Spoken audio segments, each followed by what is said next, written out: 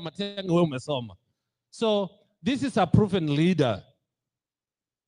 Yenye imepakia ni sisi wenyewe kujitokeza, wengine tuende wivae, we have technocrats so that we can build the country of Kenya to be what it's supposed to be at this time. So it's a wake-up call. Our chances are getting lost. Support so that our president Matiang'i alete hizi companies, watoto wetu wapate kazi, so that our country can be respected. Wow. That's what I can say. Thank you so much. Asante sana, tumpigie makofi. Tupige makofi, asante sana. Thank you so much. Ningependa nisikie kutoka wana Gen Z. I don't know if we have the Gen Zs in the house. Unajua wana Gen Z wameleta mbio maneno huko nyumbani, lakini ni sawa tu. Wako wapi wale ambao wanafanya? Okay, I can see there is the lady just behind. Just come forward, please. Just come forward. I like to listen to our Gen Z here. Atuambie ni nini ile ambayo ime Yes, please come. Yes, please come. Yes. Kuja tu atatuambia majina yake, anaitwa nani, alafu na pia akatu. Yes, please. But again, as we do that, tungependa tutoe mawazo yetu na maoni yetu kwa njia ya amani. Tuna mambo ya matusi ama kutumia lugha ambayo haitakuwa nzuri, kwa sababu tuko katika vyombo vya habari, redio na runinga na kila mahali. Kwa hivyo tukiheshimiana, tukitoa maoni inakuanga vizuri hivyo. All right. So, huyu anaitwa nani? What's your name? Valentine Gethai.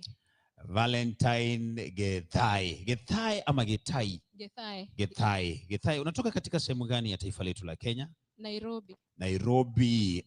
Sasa unajua Nairobi is Nairobi province. Do we have Nairobi province? Yeah? County. Nairobi County. Tuko na Nairobi County. So Nairobi County, Getai. Uko Marekani kwa miaka ngapi? Almost 10 years. 10 years now. Sasa unajua nyinyi wana Gen Z mmeleta maneno pale Kenya, na ile pressure ambao umeweka hata sisi tunawaogopa.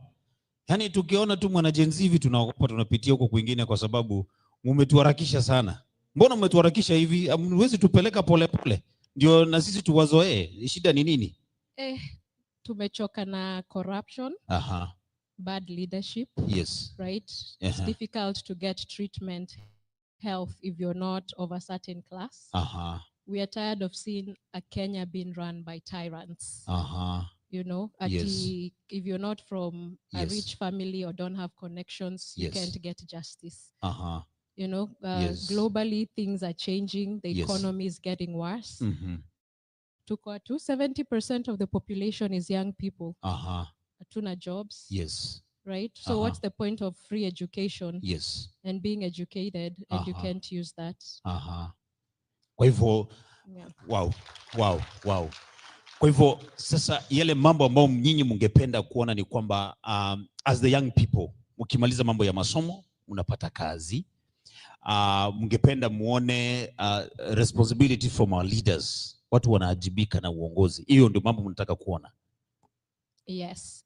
Actually, Sisi, we are a couple of us, wengine wetu wako huko nyuma, and we are many. Yes. Sisi tunajita the 625 movement. 625 movement. So if you can remember last year, June 25th. Yes. Parliament was stormed, and that was the highlight of the protests. Yes. So many young Kenyans died peacefully protesting. Yes. So we have this movement to honor those names, to remember those names, to remember those atrocities that were committed. Yes. And we do a lot of work within our community, and we work with other Pan-African. We work with the Pan-African Society, whether it's African Americans, with the Caribbeans, and people like that. Yes. Because we have a lot of support, and many people are rooting for us as Kenyans. Okay. And yeah, we have many goals and objectives that we are working through. Yes. And what was your question? The question is, what nini unataka? Nyinyi mnataka nini? What do you want as young people? We want many things. Let me give GT. GT, say something. Hebu tuambie mnataka nini? Unajua tuelewe mnataka nini? Yes. We want people who are consistent with what they say they'll do. Yes. They make these promises during their campaign. Yes. We expect them to deliver when they're president. Oh, okay.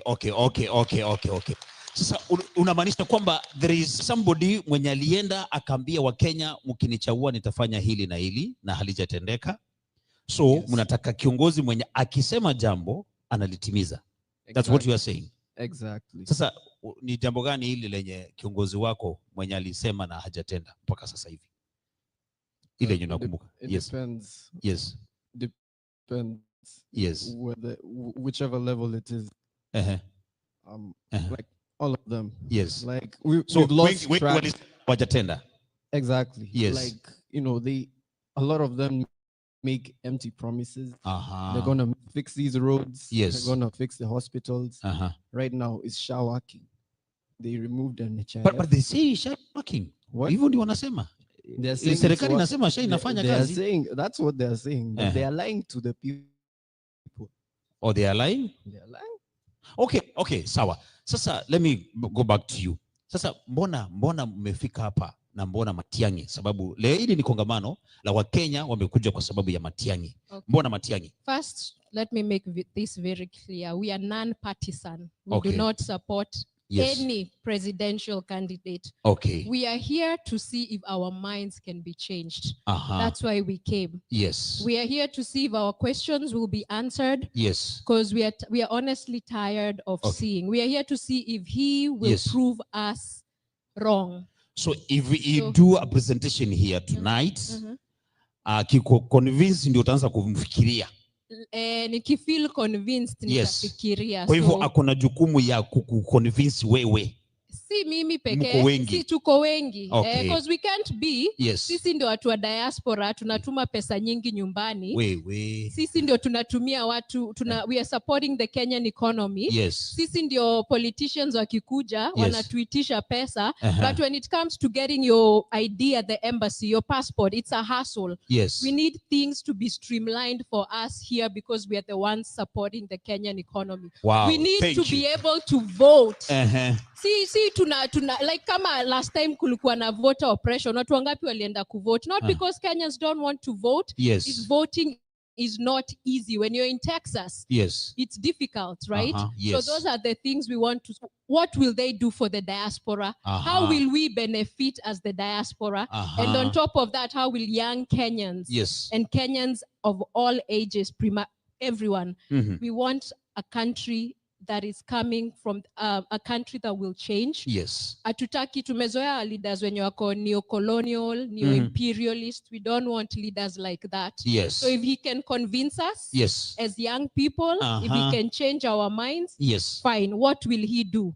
Atutaki mtu jua anajua kuongea, hata Ruto anajua kuongea. You know, we want someone with a track record, someone who we will see what he will do. So that is why we are here, to see if we can be convinced. It's not a guarantee, but we are keeping an open mind to listen to Mr. Matiang'i. Very good. Thank you so much. Asante sana. Thank you, tuwapigie makofi. That's good. Thank you so much. Asante sana. That's good. That's good. Unajua, hawa ni watu wanoma sana. Si watu utapeleka hivyo vile unafikiria. Lazima uweke agenda zako zikuwe sawa.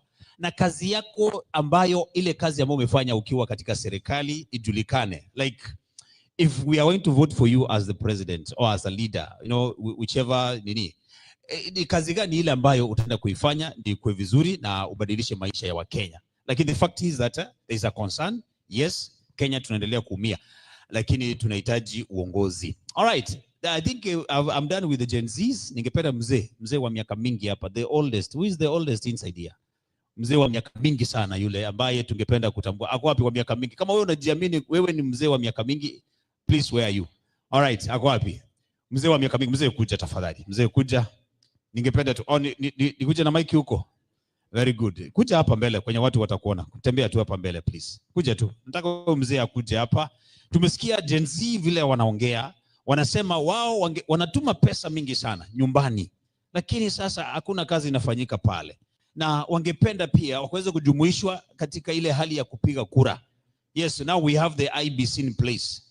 IBC watafanya mikakati gani kuhakikisha kwamba a team diaspora wale wa Kenya ambao wanatoa pesa mingi sana kwenda nyumbani, na wao wamejumuisha katika hali ile ya kupiga kura. Mzee, karibu sana. Karibu. Unajua wewe ni mzee. Wacha nikushikie mic. Sawa. Wewe unaitwa nani? Naitwa Jidraf Kinyanjui. Kinyanjui? Yeah. Wewe unakaa ni yule mzee ambaye mlipigania the freedom fighters Mau Mau. Inaonekana, lakini mimi sikuenda msituni. Au kwenda msituni? Oh, no. Uongo ni mbaya. Uongo ni mbaya. Yeah. Huyu mzee miaka yake ni wale ambao walikuwa huko Mau Mau wale. Yeah. Lakini uongo ni mbaya, amesema yeye hakuenda msituni. Sasa pale tulikuwa tuko. Unajua watu waliokuwa naenda msituni walikuwa watu Central Province. Watu wa Central. Na mimi nilizaliwa Rift Valley. Yes. Pale inaitwa Eldoret. Eldoret. Huko ndio nyumbani. Huko ndio nyumbani. Ndio nimetoka. Aha. Niko hapa hivi. Yes. Kwa matibabu kiasi. Kwa matibabu kiasi. Yeah. Aha. Yeah. Very good. So umetoka Kenya, umekuja Amerika kwa sababu ya matibabu. Yeah. Hivyo kumaanisha kwamba I've been coming since 2017. He has been coming here since 2017. 6 months here. 6 months here, 6 months Kenya. Kwa hivyo ningependa tu kujiweka katika kiwango cha Mkenya wa kawaida. Yeah. Ikiwa mimi sina uwezo wa kupata nauli ya ndege, yeah, singeweza kutibiwa. Mzee, kama ungekuwa Amerika saa hii hata ungekuwa umeenda. Inaonekana sababu hata wakati inaonekana sababu hata wakati niliambiwa anaweza kupata kuja pande hii. Yes. Watu walisema anaenda na ndege, huyo atarudi kama iko sanduku. Lakini wanashangaa vile nilivyo sasa. Vile ulivyo sasa. Wanashangaa. Hebu nikuulize, shida ni nini na matibabu Kenya? Na mbona Amerika? Ulafi wa nini? Ulafi, kutakuwa mtu ya kuwajibika. Sasa dipendelea mwenyewe. Ikiwa amewekwa pahali ya kusaidia watu, ya kusaidia watu anajaza tumbo lake. Namna hiyo. Kwa hivyo kama tungekuwa na systems zinafanya, au ungekuwa unasafiri umbali huu? Kama tungekuwa na ile hali ya afya inafanya kazi, au ungekuwa unasafiri umbali huu? Haina haja. Bora umepata matibabu. Sio hata kukuja hivi. Kama singekuwa na watoto ambao wako hapa ambao wanalipia nauli, singeweza. Au ungeweza. Kwa hivyo ungeomba sana mambo ya matibabu yafanye kazi katika taifa letu la Kenya. Kabisa. Hilo ndio ombi lako. Hiyo ndio ombi langu. Okay. Sawa. Sasa tuko hapa kwa sababu ya kongamano limeitishwa na Wakenya, na tuko na Daktari Matiang'i anakuja kuhutubia kongamano hili. Ungependa kuona kiongozi wa aina gani? Ama unamjua Matiang'i? Hatuja kukutana na yeye, lakini mimi nimeona hata wakati alikuwa Minister for Education. And I think unajua alikuwa anafanya kazi sasa, mwanaume ambaye ana haja na taifa lake. Mtu asiyejipenda na kufanya kazi vile inatakikana. Asante sana. Kwa hivyo sasa unaona kama hii kazi ataweza? Hii huwa ni majalia ya Mungu. Na vile wewe mwenyewe unajiweka. Ikiwa wewe unataka umeamua utasaidia watu. Utabadilika. Utaendelea. Na utakufa namna hiyo ukisaidia watu. Lakini ukiwa mulafi, unajipendekeza mwenyewe, utakufa hivyo hivyo tu. Kwa hivyo bila kusaidia mtu hata yoyote. Okay. Kwa hivyo kama ungempata leo, ni nini ungemwambia ashughulikie kwanza? Ningemuuliza kama yeye ni Mkenya. Na anafanya kazi gani kusaidia watu. Aeleze watu na vile anataka kufanyia watu. Hiyo ndio tutajua tunamweka, lakini vile watu wamesema, wengi wamesema wamefanya kazi na yeye, na wanajua mtu wa kuwajibika. Mtu wa kuwajibika. Asante sana. Tupigie mzee makofi. Thank you so much mzee. Asante sana. Tafadhali upate nafasi ya kukaa. Na mzee amesema anasafiri 6 months ako America, and after 6 months anarudi nyumbani kwa sababu ya matibabu. So there is a concern in the health system in our country. So we are trying to fix that. Naam, kuna yote ambaye anatoka. Okay, let me see. Do we have wale ambao wanatoka katika kitengo cha afya? Kwa sababu unaona mambo ya afya kidogo kuna kizungumkuti pale. Is there anybody who comes from the health sector, and what can we do different as a country? Because daktari yuko hapa na yeye atatuelezea mambo mingi vile anaona taifa letu ndio tuweze kuhakikisha kwamba au wazazi wetu wanasafiri kote kuja kupata matibabu hapa. Can we do the same back at home? Tunaweza peleka matibabu haya nyumbani. Kuna yeyote ambaye anatoka katika ile health sector, please you can raise up your hand. Maybe you have a point. Okay, sawa. Kuna yeyote ambaye akona jambo lolote lile angependa kuzungumza katika eneo hili kabla ni I hand over the mic to the committee ili wakaweze kutuelekeza katika upande mwingine. All right, sir. You can come forward please. Kujeni mbele. Kujeni mbele ndugu. Yes, ikiwa kuna yeyote ambaye akona jambo lile angependa sana aone linafanyika katika taifa letu la Kenya, you can raise up your hand. You come here and then we address it. How are you? Ndugu, unaitwa nani? My name is Enoch. Enoch. Yeah, Enoch Bonyi. I'm a resident of Baltimore. Yes. But I hail from Kenya, Nyamira County. So you said if someone has something to say. Yes. I'm standing here because I have I have a very close attachment to the healthcare sector. Yes. And there is a lot of things that can be done that don't need a lot of money in the healthcare sector. Yes.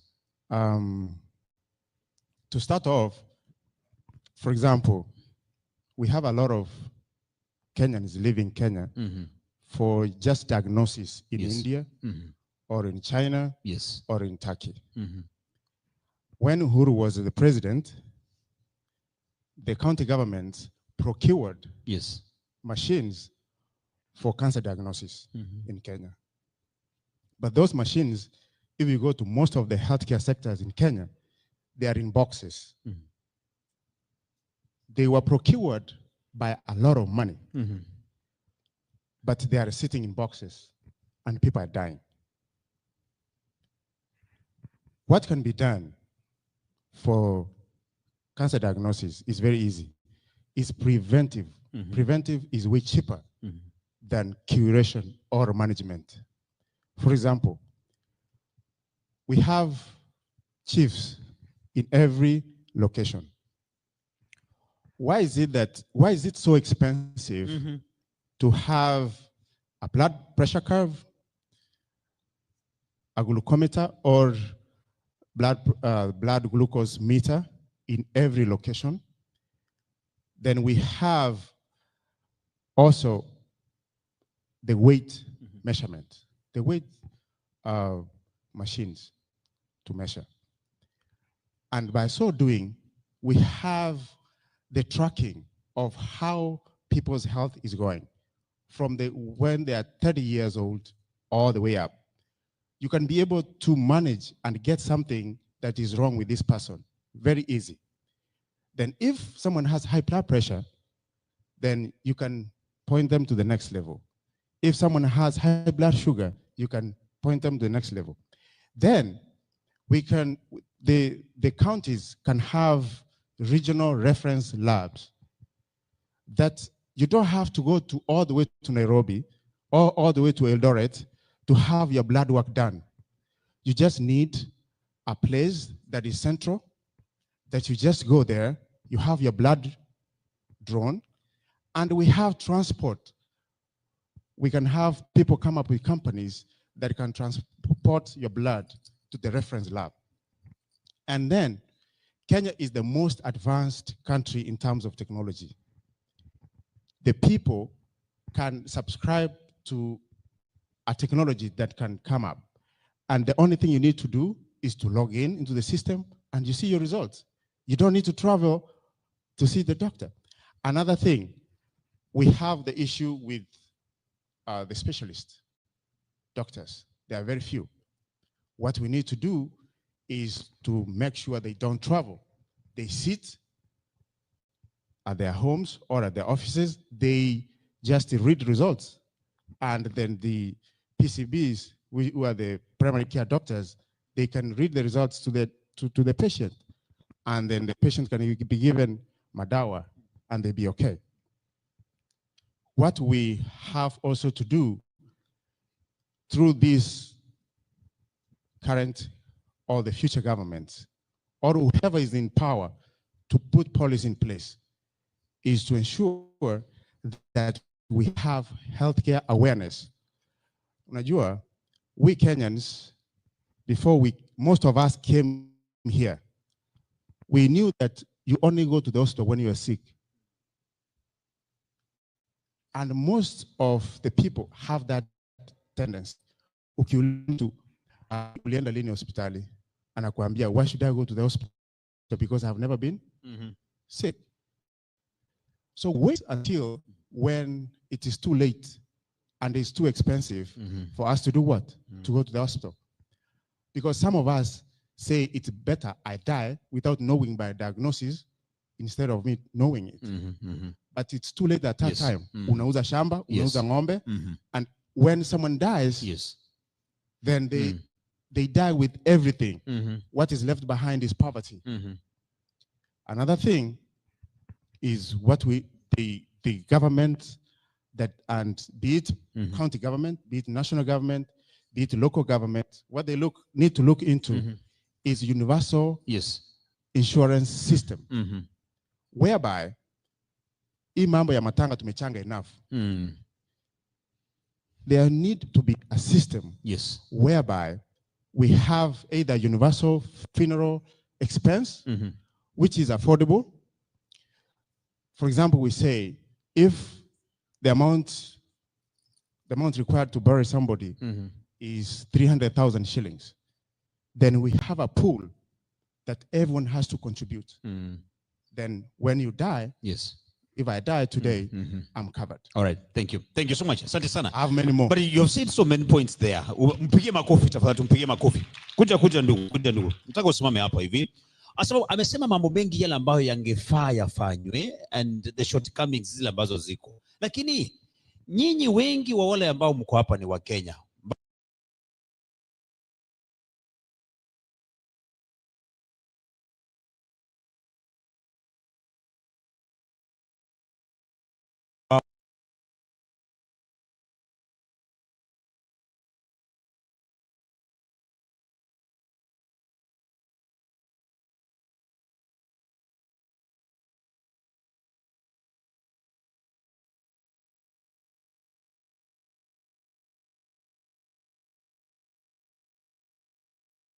Loving Father, we thank you for allowing us to assemble here in this building called by your name.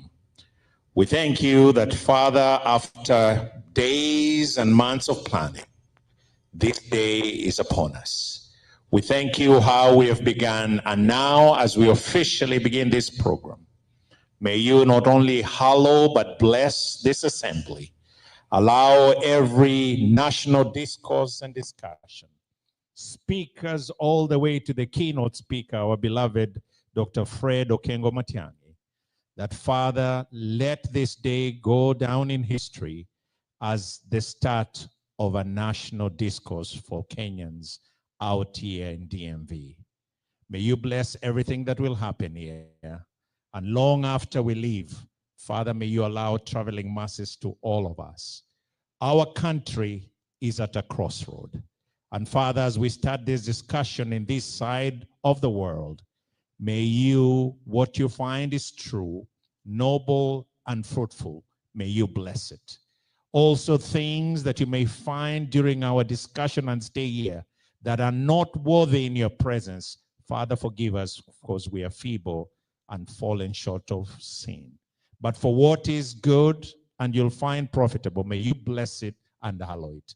We thank you in all those good things and others that we didn't plan for, through the mighty name of your Son, Jesus Christ, who every knee will bow and every tongue will confess that is Jesus Christ. To God the Father be glory. Amen. Asante sana. Thank you. Once again, karibuni sana.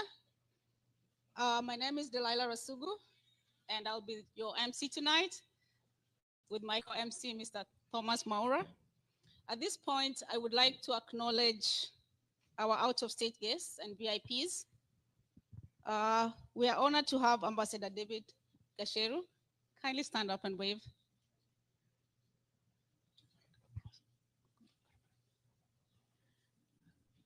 I guess he stepped out. Once he comes on, we're going to recognize him. We also have Professor Ruben Maranga, who is a diaspora coordinator, and Dr. Gideon Nyakundi from Colorado. Karibu sana. Asante. We're especially honored tonight to have leaders from the DMV, the US, our neighboring states of Delaware and Virginia. And I would like to give a round of applause to the sponsors for this event and our partners. You'll see them, they'll be projecting a while. Well, while we sort that out, we'll move on to the community updates. And at this point, I would like to invite my co-host, Mr. Thomas Mora, to introduce his team and the organizing committee behind this event. Thank you. Thank you. Let's give it up for Delilah.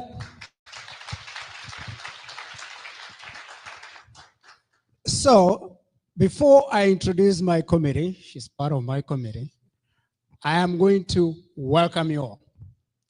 And this is how I'll put it. If you are here and you are Matiang'i Damu, Dr. Matiang'i Damu, you're in the right place.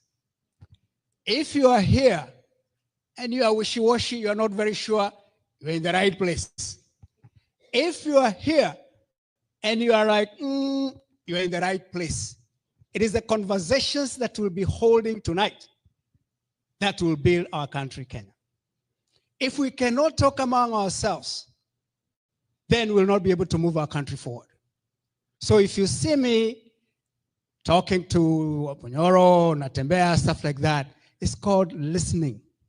And it is important for us to listen to each other. So now, that's the reason we have this meeting, because conversation is important. I'm going to call upon my team, like she said, I think that's what she said, and I would like them to come here because of the work they have done, the number of hours they have spent to make this possible. So please, if you're in the Secretariat, Karibu, come forward here. I would like to acknowledge you. My dear Vera, I would like to acknowledge you. That's not even good enough. Here.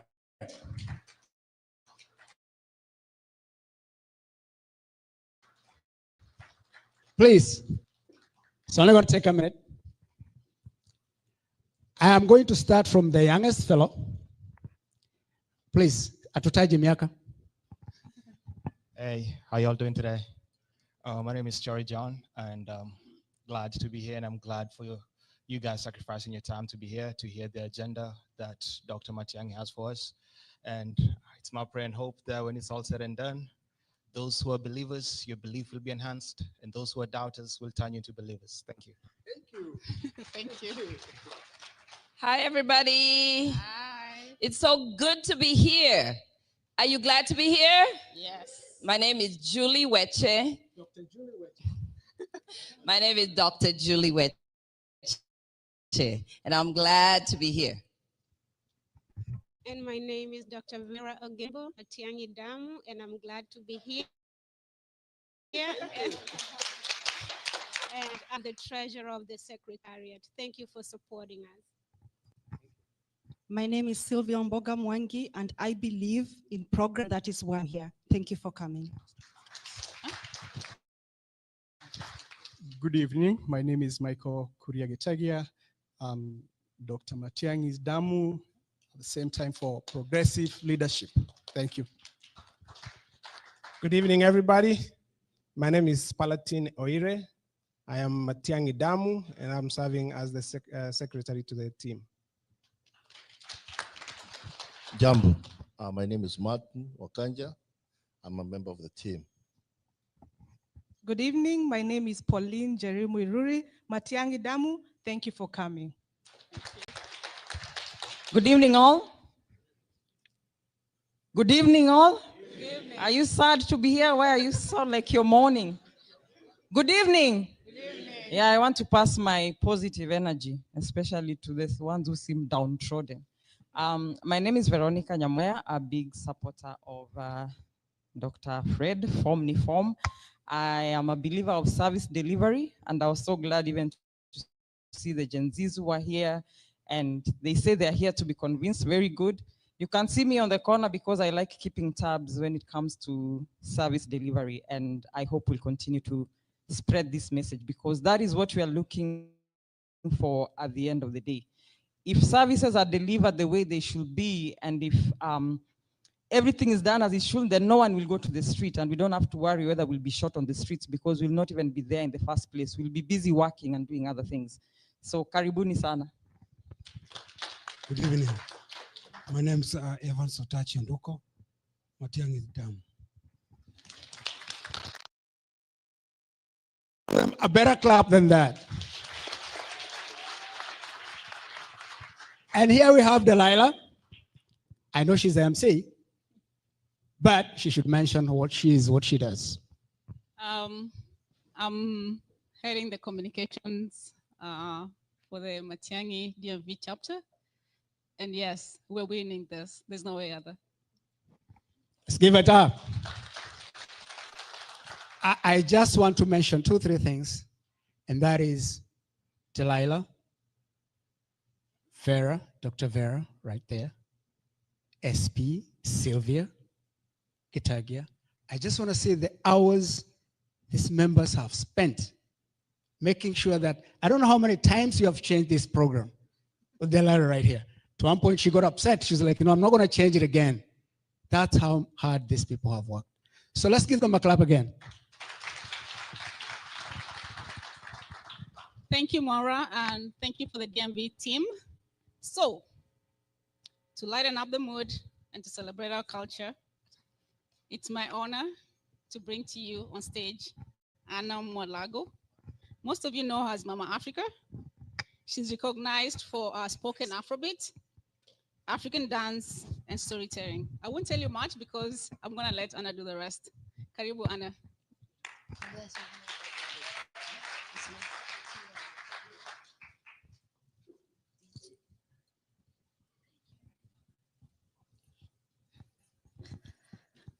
All right. Mnakaa kama mmenyamaza namna gani?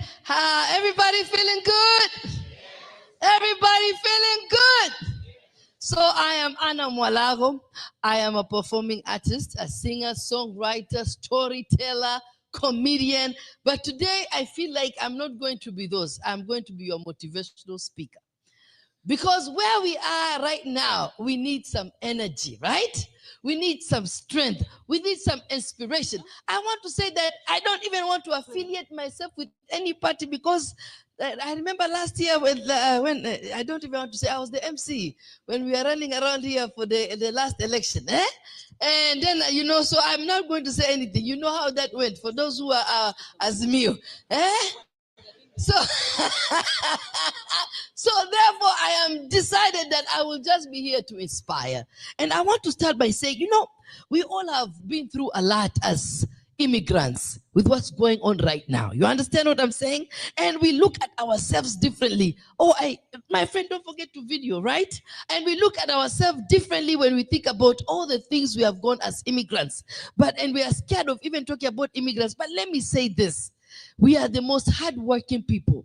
We are the most caring people. Not only do we serve here, but we also serve back in our country. So I just wanted to start by saying that with all that we have come from, can you remember the first time you came to America? When you found out you were coming to America, some of us did not even want to tell our neighbors because they thought they are going to do what? They are going to jinx us. And they are going to, our relatives did not even know. We were quiet. We didn't even want to share the story. I remember the day they told me I was coming, I was excited. I was nervous. All the things were coming together. And of course, I had been dreaming of coming to America. It was a dream of mine. Just so many of us, it is our dream. Because remember, if you grew up watching all this American TV, which one did you first watch? Me, I used to watch Days of Our Lives. How many remember that one? Or Fresh Prince of Bel-Air. How many remember that one? Or Young and the Restless. And you are looking at Victor Newman and you are saying, I wish I go to America and find a man like that. Oh, you are looking at Fresh Prince of Bel-Air and you're like, man, these clothes, they are nice, they color. Or you are looking at what else was there, Family Matters, and you are saying, hey, Steve Urkel, he's funny. I mean, those are the things that maybe made you want to come to America because you are looking, you think things are shining there. Or you watching Jam City with Jimmy Gadu. How many remember that? All this R&B, and you are listening to Can We Talk for a Minute? And all of a sudden you have a crush on Tevin Campbell. You are like, when I come to America, this is the first person I want to see.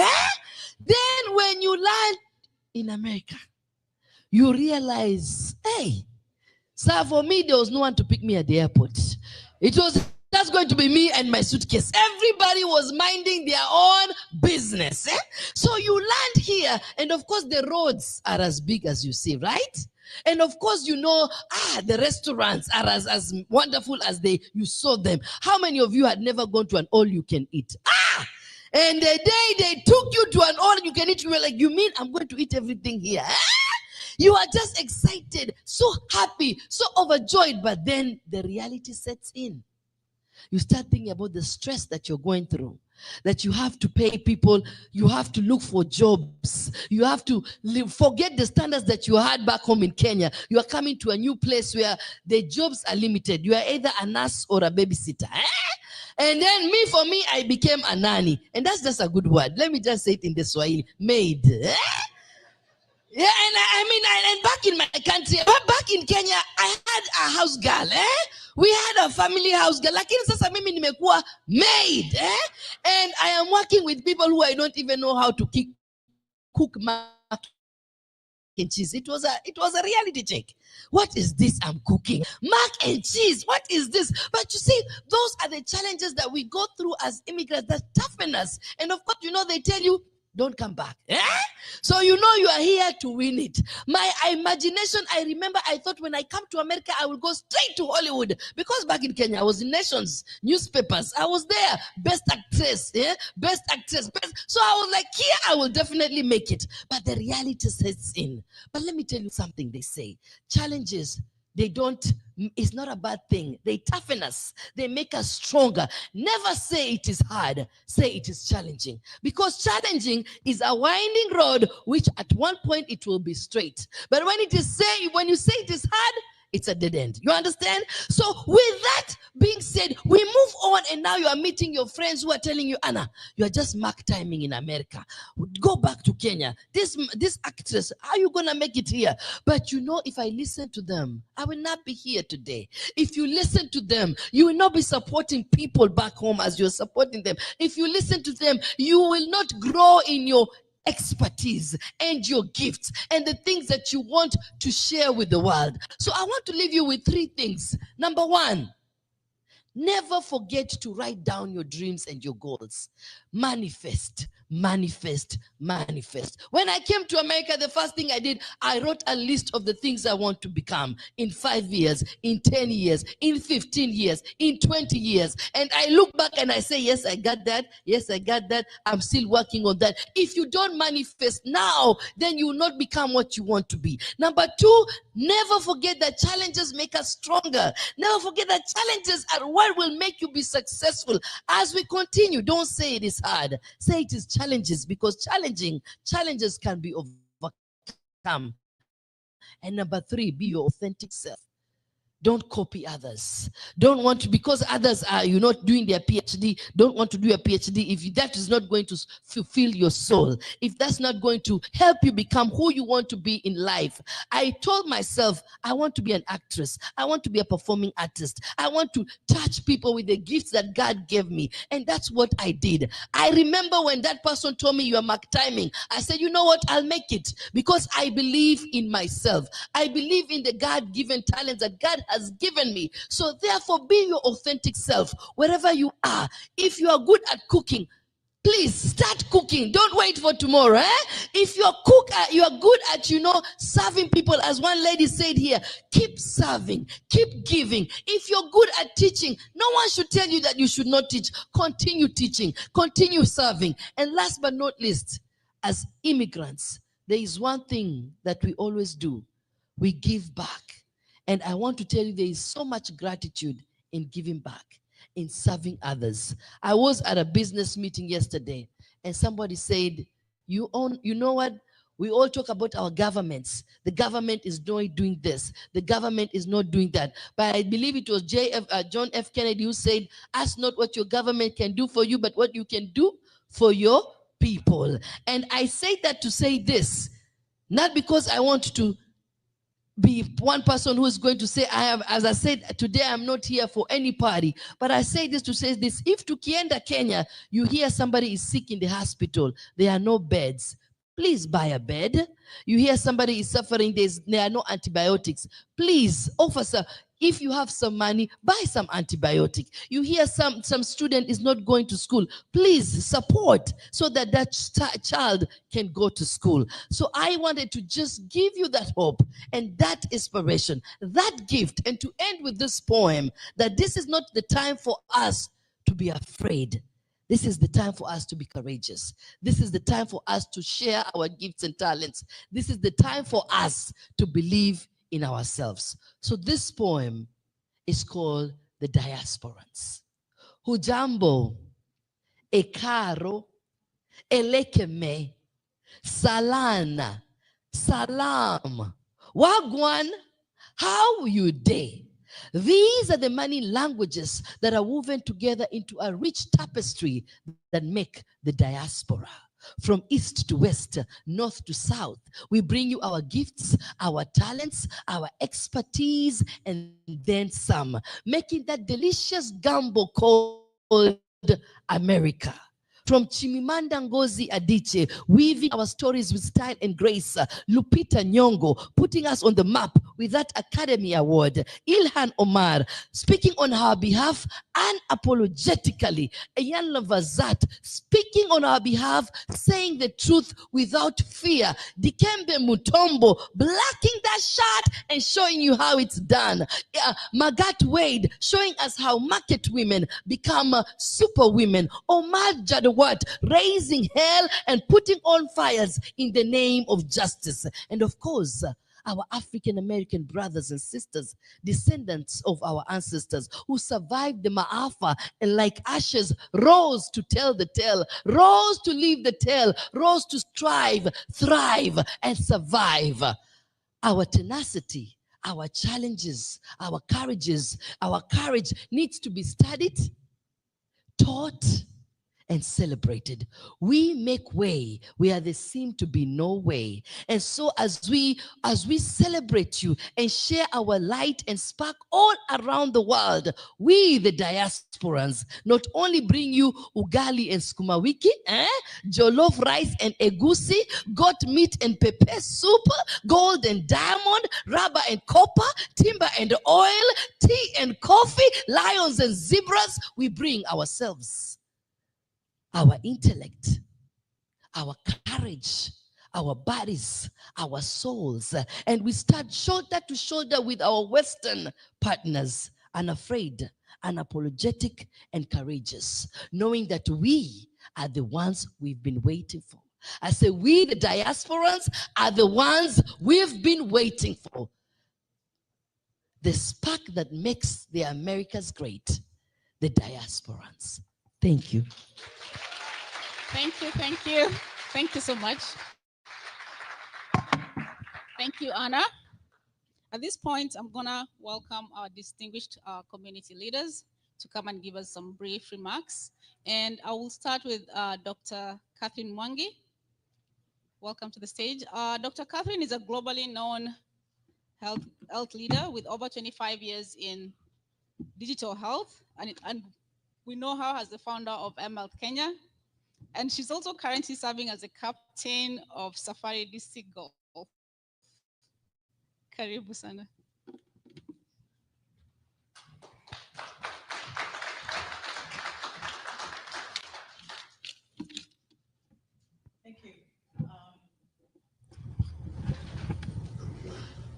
So I'm going to start with a short story.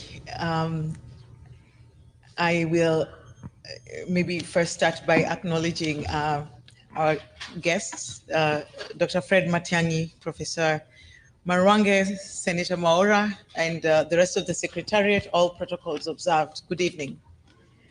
The gentleman I'm going to talk about is also Fred, so I would like to mention that it is not the same Dr. Fred.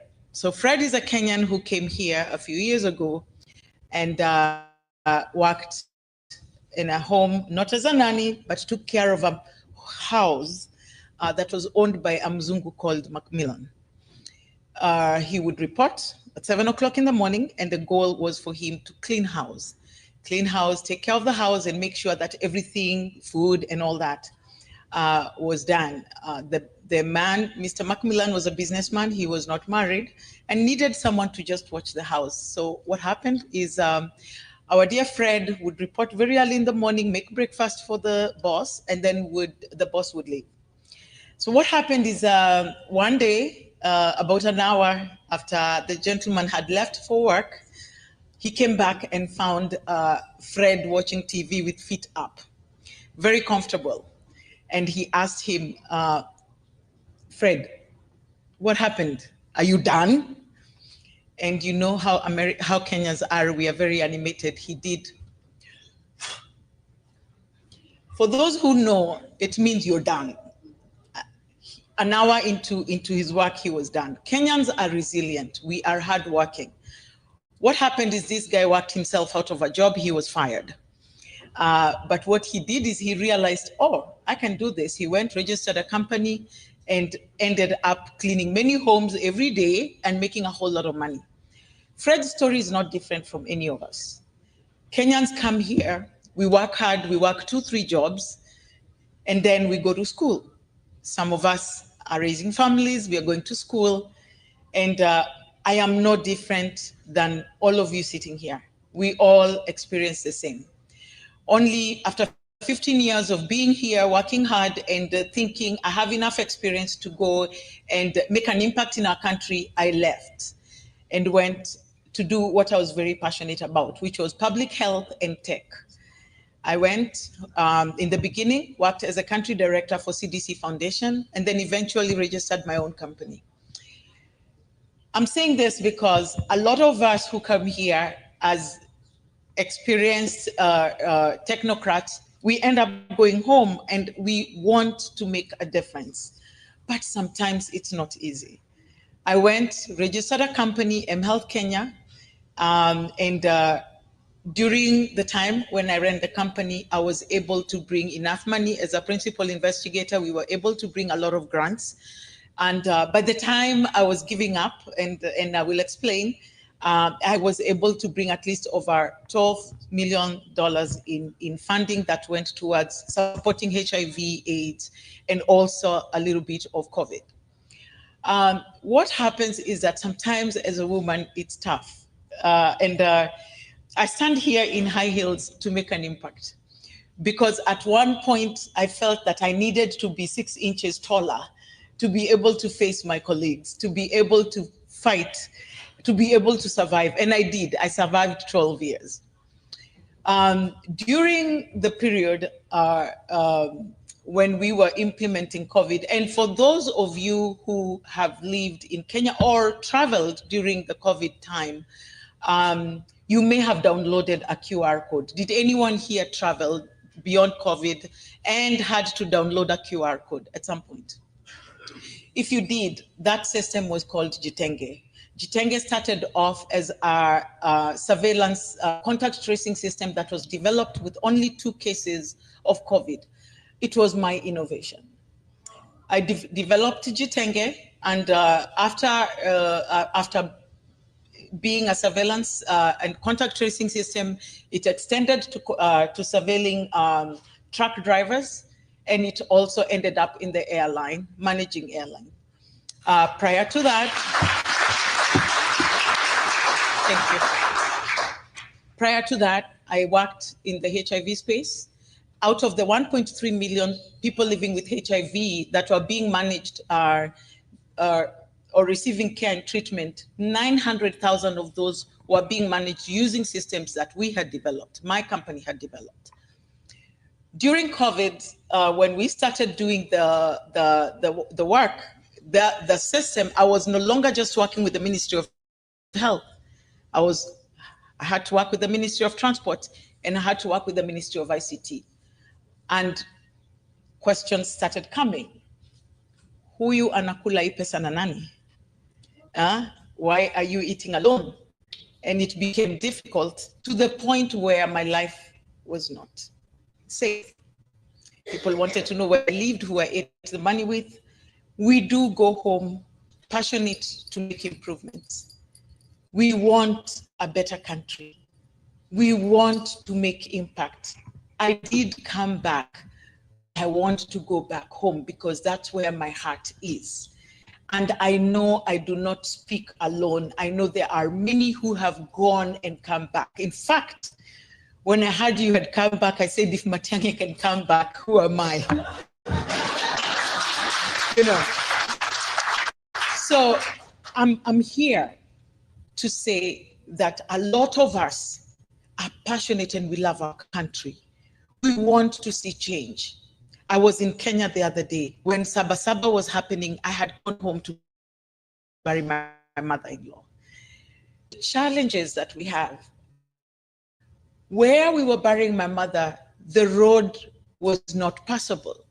I needed to pay a grader. I wanted to pay for a grader because the government had not done the work. I was told that getting a grader required me talking to the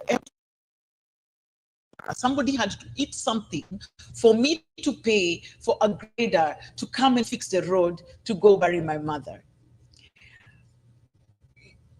When Sabasaba was happening, I spoke to a few young kids, and what they said is, we've lost hope.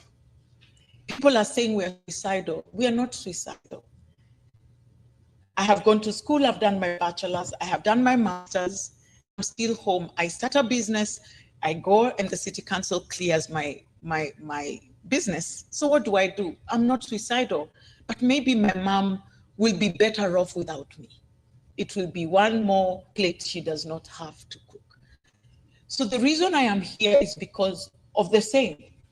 I know you guys are sitting here because you want a better Kenya.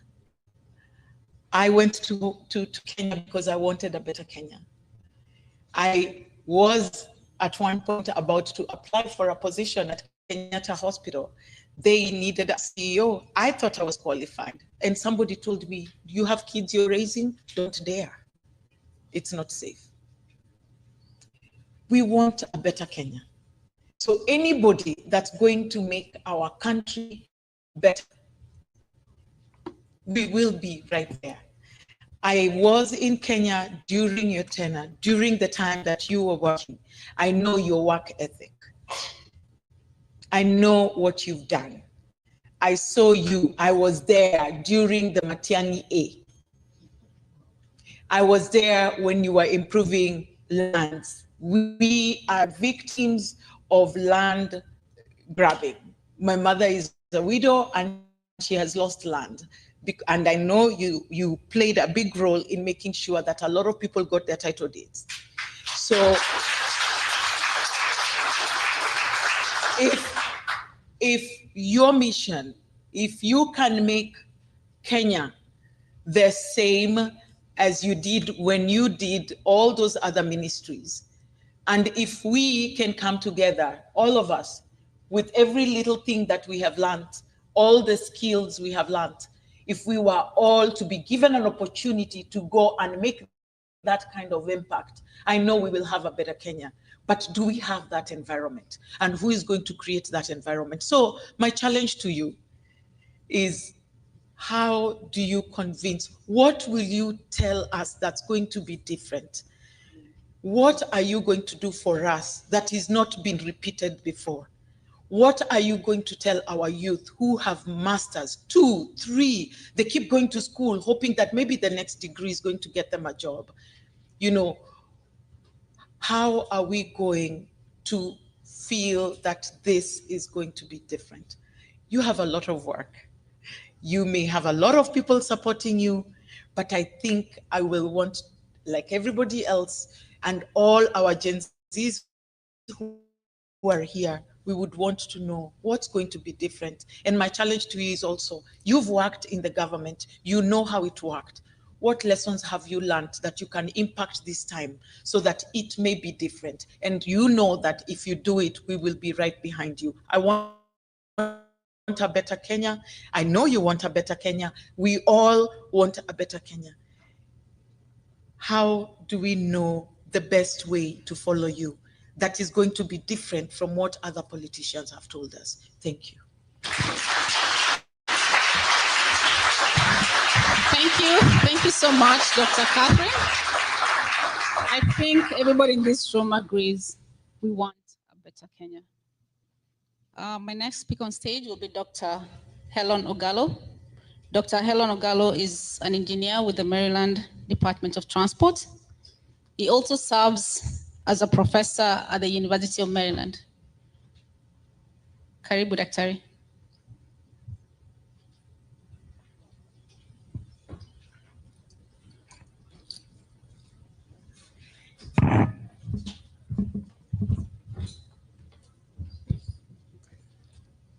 Thank you for coming here, and I welcome our guests, although some have left. Dr. Maronga, it's good to see you again after a long time.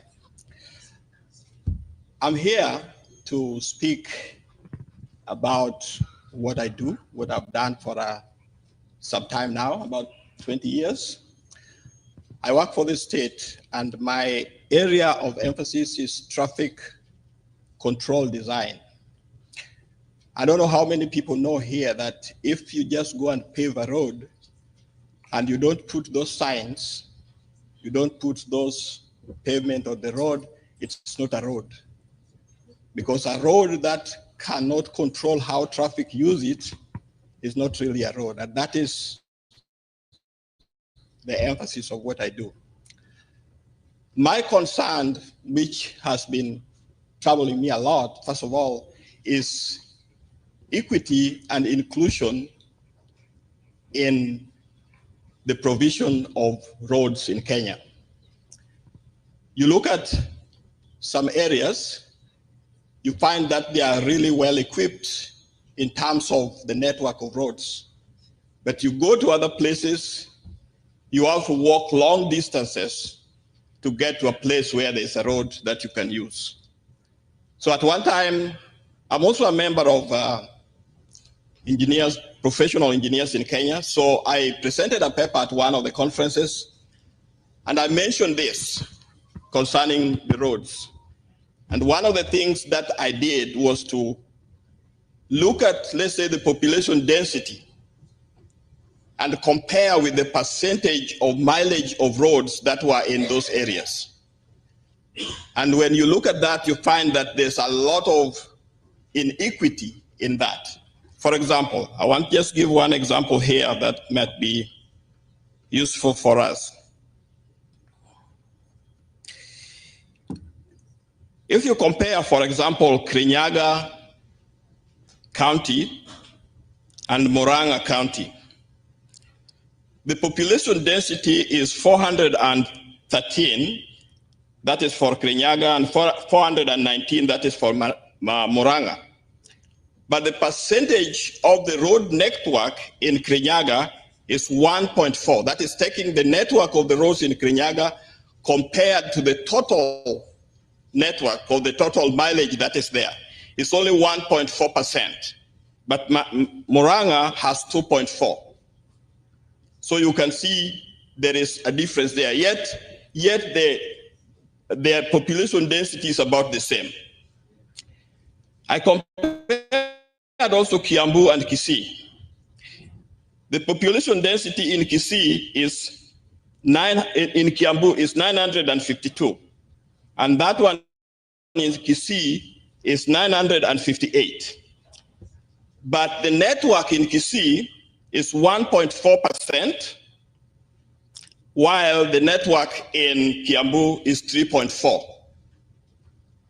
Basically, what I'm trying to say here is that we know what road does. If somebody is sick and you want to take this person to the hospital, and the network is not good, there's a very likelihood that this person might end up dying just because he could not be taken to the hospital in time. So for us to be in a position where we can distribute what the government is providing, then it means that there should be some equity in the way these amenities are provided.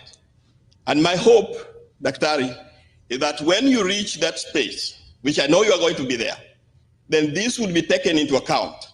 Because a person who is sick in Kisii is not better than a person who is sick in Lokichogwe or somewhere there. So we want to be able to provide, as a government, to provide for everybody who is there to make sure that they can be given equal provisions. The other area of my concern is traffic fatalities. That is one of the things that I also do. Here in Maryland, for example, I looked at another statistics which can help us to understand what I'm talking about.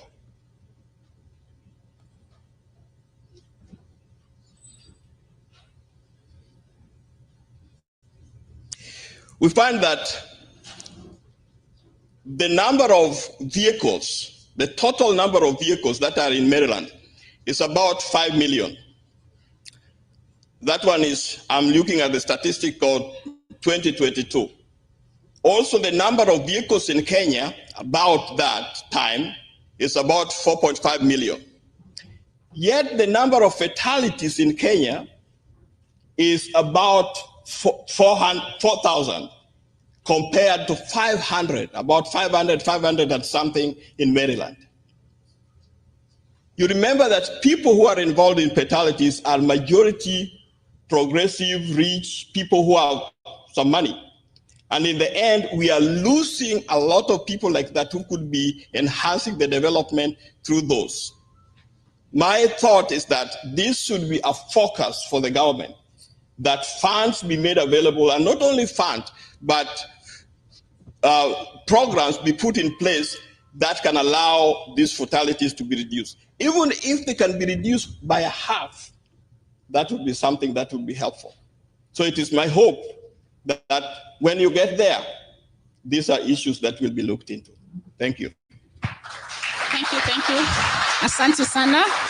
Next on stage, I'm going to welcome Joseph Nyakundi Mecha. It's my honor to introduce him. We all know him as a community leader here. He's very well respected. He's the CEO of Mecha Financial Group and a seasoned financial expert with nearly 20 years of experience, recognized as a member of the $1 Million Round Table and a certified financial fiduciary. Please join me in welcoming Mr. Joseph Mecha. Karibu sana.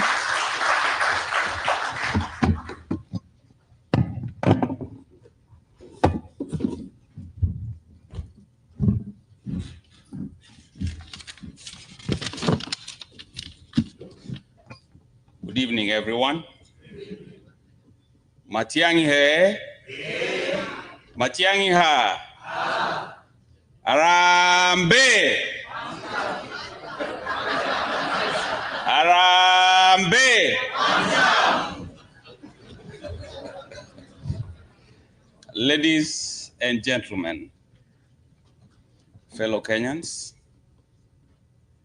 distinguished guests, the sixth, Dr. Fred Okengo Matiang'i. You know, I said in some forum yesterday that I already bought champagne. I'm ready to pop that 2027.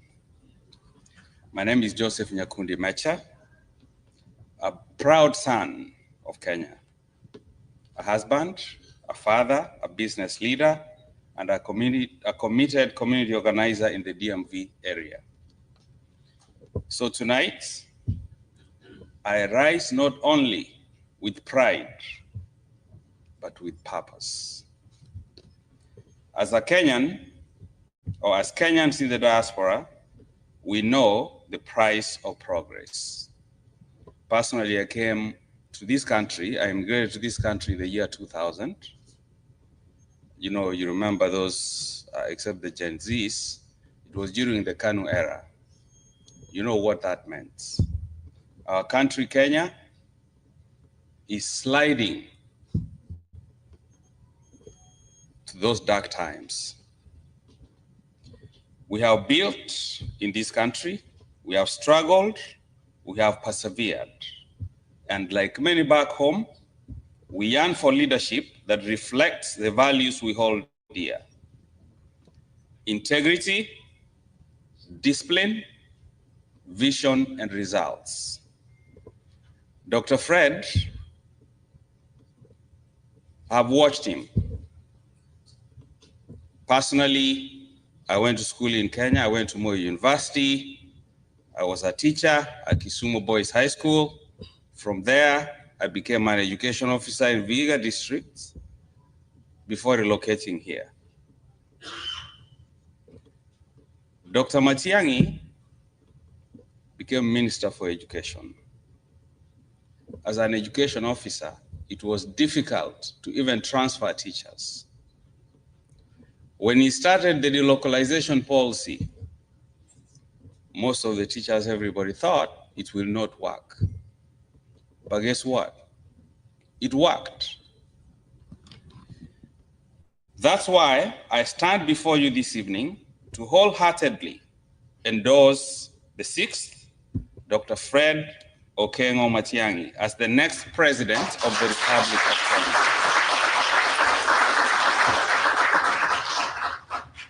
Dr. Matiang'i is not a stranger to results. He's a man of action. The Ministry of Education, you go to Kenya these days, school buses are painted yellow. The only minister I remember who took action and people respected those actions is John Mishuki, right? Remember John Mishuki? He brought order to the Ministry of Education. He delivered digital transformation in ICT. These days we have in Kenya content creators everywhere, right? Because of him. He restored confidence in our internal security systems. I remember when he was Minister for Interior, we couldn't hear of terrorist attacks in Kenya. He fought corruption, not with words, but with systems, with laws, and with fearless execution. He's a leader who believes in service, not self-interest.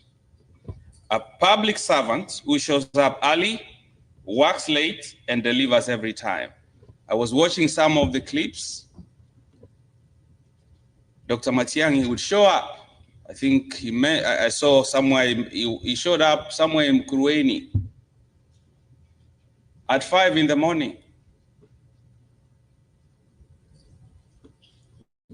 People were fighting. Some people were fighting over land. They couldn't get even title deeds. But he was able to fix that problem. As a community leader in the diaspora, I can say without hesitation, Kenya needs him now more than ever. We are tired of recycled politics. We are tired of empty promises. We are tired of impunity. You can see what is happening in Kenya. Young people. Recently, somebody says, shoot them in the leg. As if Kenya does not have a constitution. We are constitutional democracy. We are tired of empty promises. We are tired of impunity. We are ready for a Kenya that works, for the mama mboga, the graduate hustling for opportunity, the farmer seeking fair markets, and the diaspora longing to invest with confidence. Dr. Matiang'i is not a perfect man, but he is proven. He doesn't seek power for power's sake. He seeks to restore dignity to leadership and hope to our people. So tonight, I ask you to do more than listen. I ask you to engage. I ask you to stand with courage. I ask you to believe again. Let's believe in our motherland. Let's believe in Kenya. Let us organize. Let us mobilize and make sure we go home, campaign. Let us activate our networks. Let us support this campaign. In the diaspora, we need to speak with one voice. Let's bring home leadership that delivers. Dr. Matiang'i is ready. So we are. Thank you, and God bless Kenya.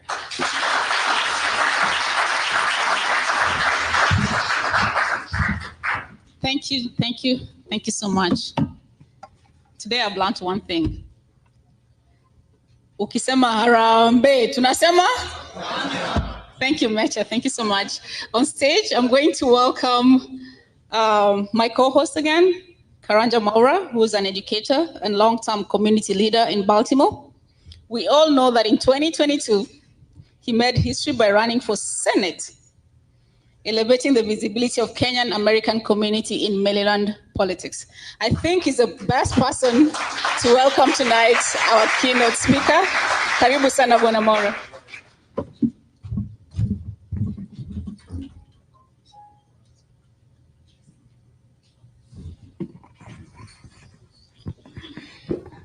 It's my honor.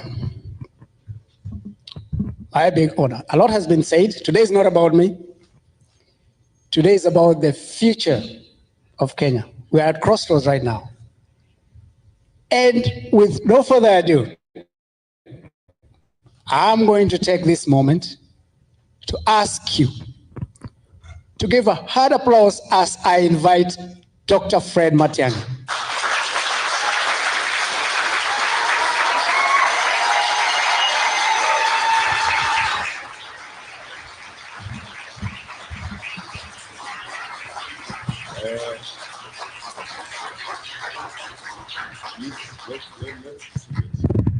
Let me sit there. Thank you very much, Dit.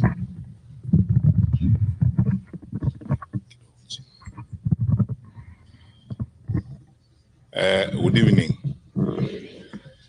I elected to speak from here, and I told the organizers to indulge me because proximity is very important. I want to be close to you as I engage with you. First of all, allow me to take this opportunity to thank the Lord for all of you wonderful people, especially the leaders of this DMV area. We had a meeting last night and had some dinner.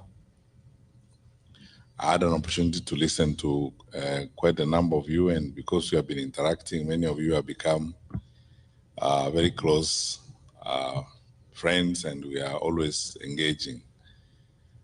I will explain shortly what I intend to do in the next 1 year, 1.5 years.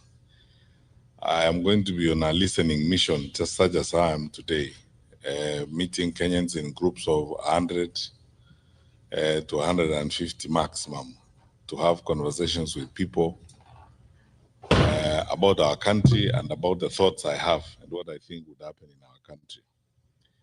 I'm not doing so because I do not know, or I do not have ideas of my own on what I think would happen. But I'm doing so because, quite frankly, I think a time has come for us to also change even the paradigms of how we manage leadership and how we engage public service, as it were. So I thank you very sincerely for this listening caucus this evening. That's how I'm looking at it. I've come here to listen. We need to change the top-bottom approach to public affairs, where leaders talk all the time, we give lectures all the time, I see we are the ones who know and others don't know, when in actual fact, the people we are supposed to serve are yourselves, and you have ideas and you know what you want to happen to your country. But for the short time I'm going to be here, I'm very, very grateful to you wonderful people for the time you have taken to be here. I'm happy that I've met some of you I've not seen for a long time. I think the 2 years I've spent at the bank, I didn't have an opportunity to move around, obviously because of the constraints of work. But now, since I started having these listening activities in the US and having meetings, I met a group of about 150 people in Atlanta, just like yourselves, the other day in Texas, and now today I'm meeting with you, mainly leaders from this general area. So there are many things I could say.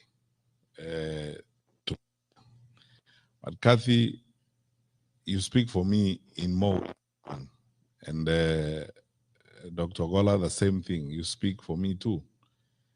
And I'll try as much as I can, if possible, to respond to some of the issues that you have raised and some of the points you have. But let me begin at this particular because I think I have a responsibility as a public leader to say that, or as an aspiring public leader to say that.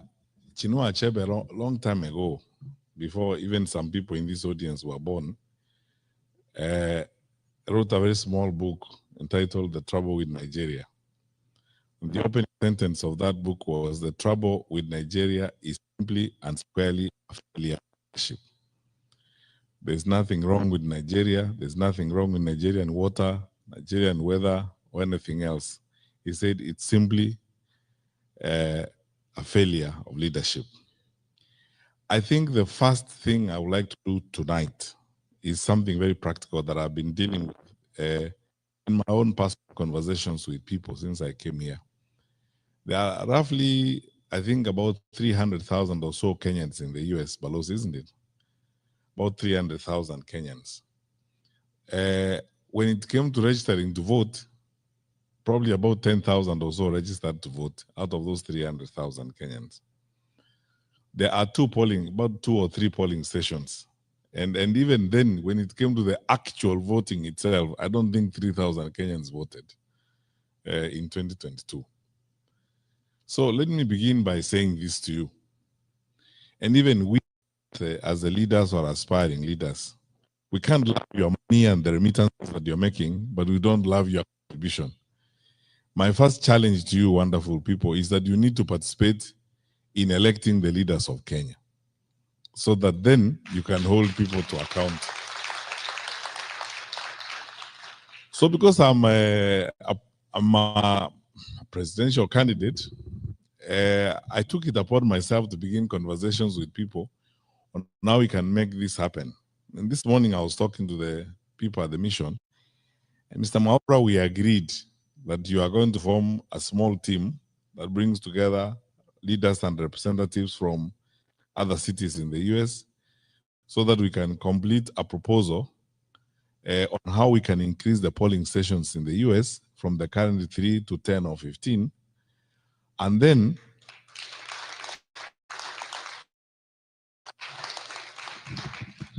begin a process of sensitizing the Kenyans who are here to participate in the electoral process. Because my brothers and sisters, whatever we do, unless we are participating in making that decision on who is going to make decisions for us, I mean, what are we going to talk about if you are not participating? We can only whine and dine and complain about it. And I might tell people in Nairobi, for instance, that if the middle class in Kenya actually wanted to change the country, they can change the country. Going to Karen Club and having drinks at Karen Club is good, but it will not get us to where we want to go. Participating in the process will get us there. We can stay on X. It's a good forum. We can engage, yes, but voting, actually voting and going to vote makes a difference, because that way then you'll be able to take decisions that affect the way in which your country is managed. So my challenge to you, leaders, is that please follow up on this discussion we had with people at the mission to complete a proposal that will be looked at by the IEBC. On front, as leaders who are outside of government, we have already started a process of both petitioning the IEBC and also with a perspective of going to court if need be, to see to it that we have more polling stations here in the US so that you guys can vote. Because it's not, if there was a polling station here tonight in Baltimore, there are more people here who would vote than all those who voted in 2022 from the US in the first place. So this is something I think we need to work on. That's where we need to start from in terms of our participation and so on. So let me go to my brief remarks tonight, and then I am looking forward more to interacting with you and answering questions and giving you my perspectives. And Kathy, I'm going to answer your questions, the ones you asked me about my experience in public service and what I think I'll do differently, as it were. Now, there's nothing wrong with our country. That's where I'll begin. I am one of those people who had the privilege of serving my country in the position of a cabinet minister for 10 years, 2 terms with President Uhuru Kenyatta. That was one of the best times in my life. With all the challenges and the crises, in the Ministry of Interior, for example, 2/3 of the time we operate on adrenaline because you sleep with phones on either side of your bed. There's no single night that you'll go through the night without those phones ringing, and none of them calls you to wish you happy birthday or to wish you a good night's sleep. It's a crisis after crisis after crisis. A dam has burst out in Solai, in Nakuru, and it has swept down families. Nobody knows, even at that time when the regional commission doesn't know how many families have been swept down. And that is 11 o'clock at night. From then on, there's no night for you because you have got to gather the country together and make, decisions. Some crazy fellows have probably crossed the border and we have been tracing them and we have lost them. And chances are that they are likely to be terrorists. And nobody can trace them. We have lost them a bit somewhere between one point of the border and another. You cannot go to sleep because you don't know where they are headed. Because if they get there before you get them, you know what's going to happen. So have the time. That is the kind of life that you lead. But I want to say this, and this is my testimony. I say this very sincerely from the bottom of my heart. I thank the Lord for every minute, every hour I served. And as I said, it's the best time in my life. We were not, we were not the most, perfect or ideal group of people, but by God's grace, we were able to do much. And then I got to know the country in ways I never knew it before I went to public service. And then enjoy and love my people more than I loved them before I came in, because I came to go into people's lives, you meet ordinary people and their experiences on a day-to-day basis. Some of them are heart-wrenching, others are, inspiring, but it's all in a day's work and it's a very exciting opportunity to serve. And for those of you who were with us last night, I spent a lot of time telling you about some of those experiences and how great they are and so on. So since independence, nearly 63 years now, we've had self-rule, we've had 3 administrations, actually 4. This is the 5th administration. And in addition to, peaceful transfer of power, we have been relatively stable, except for when we have had challenges such as we did in 2007, and when we have had, security challenges of one kind or the other. We are the anchor state in East Africa, and on the Horn of Africa, that's how we are perceived. We are the most influential and probably consequential environment within the Horn of Africa. Believe me when I say this to you, because of my exposure and travel, we are some of the hardest working people on the continent. And, we have one of the most educated populations. The reason why people choose us for investment and so on is the leverage we have is the human resource capacity that we have in our country. So by and large, because I always start by telling people that even when we have political contestations and challenges as a country and as a group of people, the last thing we can do is talk down our country, because our country is our only home on earth, and we have a patriotic duty and a citizenship responsibility to always ensure that we draw a line between country and the leaders or the administrations that will come and go and that will change from time to time. Our country, by and large, is okay. The fundamentals of our country, right from independence, are such that we could do even much better than we are doing right now, which I'm going to come to shortly. But I have to say this to you, and if I didn't, I will be lying to you. We have very fundamental challenges in our country right now. I, as somebody who has served before and served in a very sensitive responsibility, I hate to break it to you, but this is the truth. I think our country is very close to the cliff, and we are facing very, very serious challenges. When you see the level of violence in the country, when you see citizens hijacking a police vehicle and driving it around, the anger and pain and frustration down below is unprecedented. I have not seen it before. Those of you who have come from Kenya recently, you can bear me out on this. The population is angry, frustrated, and especially disappointed because of unfulfilled promises, constant piling of lie after lie, failure in critical sections of our society and our economy. You know the challenges we are facing now in the education sector, nearly chaotic. No one knows what's going to happen next. Capitation not going to schools. I am told, because I speak to a lot of principals these days, that the schools are going to close a bit early because of budgetary challenges and so on. All these are signs of state failure. But the one that worries me most, and the one that should worry you most, is one, that level of violence. And your Kenyans, I'll be very candid with you, how Mungiki, how Sungusungu, and all these violent groups came up. They started, first of all, because the formal state failed, the informal state took over. So as a result of the violence and the recklessness that we have seen from the formal state, the vigilante industry is going to start growing. And if the vigilante industry grows, it means we are setting and moving to an element of anarchy. That happens when our leaders are making excuses, and saying, it is this tribe or that tribe. It is the Kikuyus who are trying to destroy government and so on.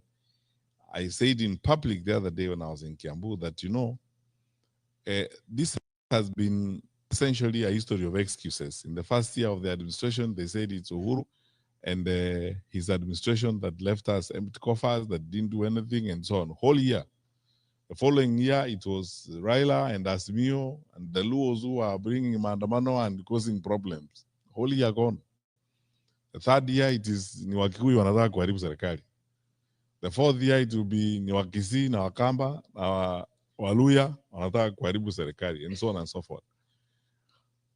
That's why I say there's nothing wrong with our country, except that we elected through a democratic process incapable leaders who clearly, sometimes you wonder whether they had a plan to govern or they had a plan to do something else.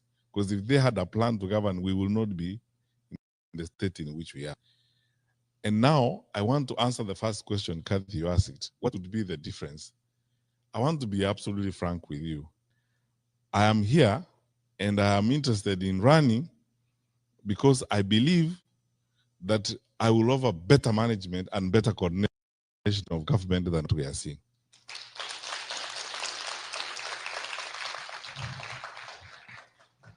And why?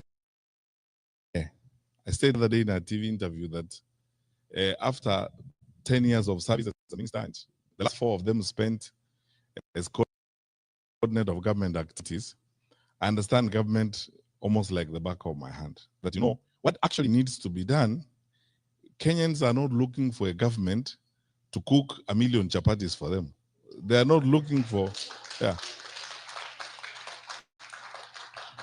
Kenyans are not looking for a government to make the bed for them or raise the children for them. Or, the Kenyans are looking for a government that will do one thing. Just wake up in the morning, go put your ass on the chair and work. That's all. Do your work. And don't make excuses. You know, when you're supposed to do the work, don't make excuses and say it's so and so, it's so and so. My commitment, and I've been telling fellow Kenyans that since I put my name on the ticket and I put my hand on this, I'm saying this, hold me to account.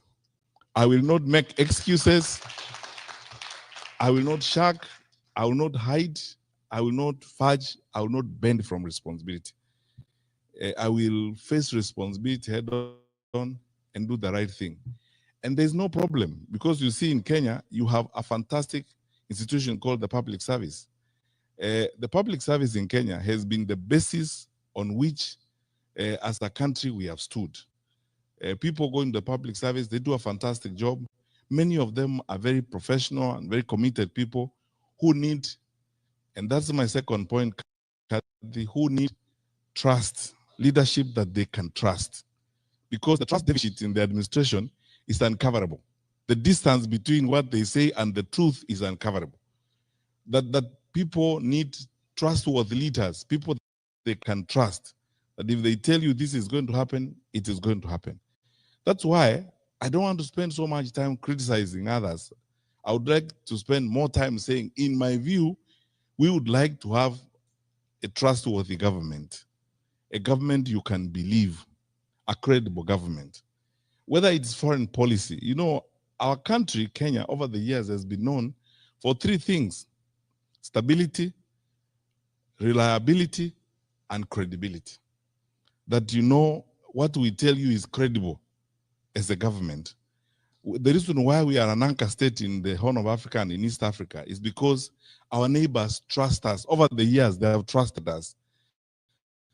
The largest UN office in the South is in Nairobi.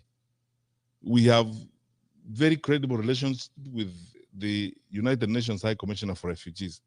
How on earth can we be the ones arresting opposition leaders and returning them at night to their countries? These things are hurtful to our image as a country.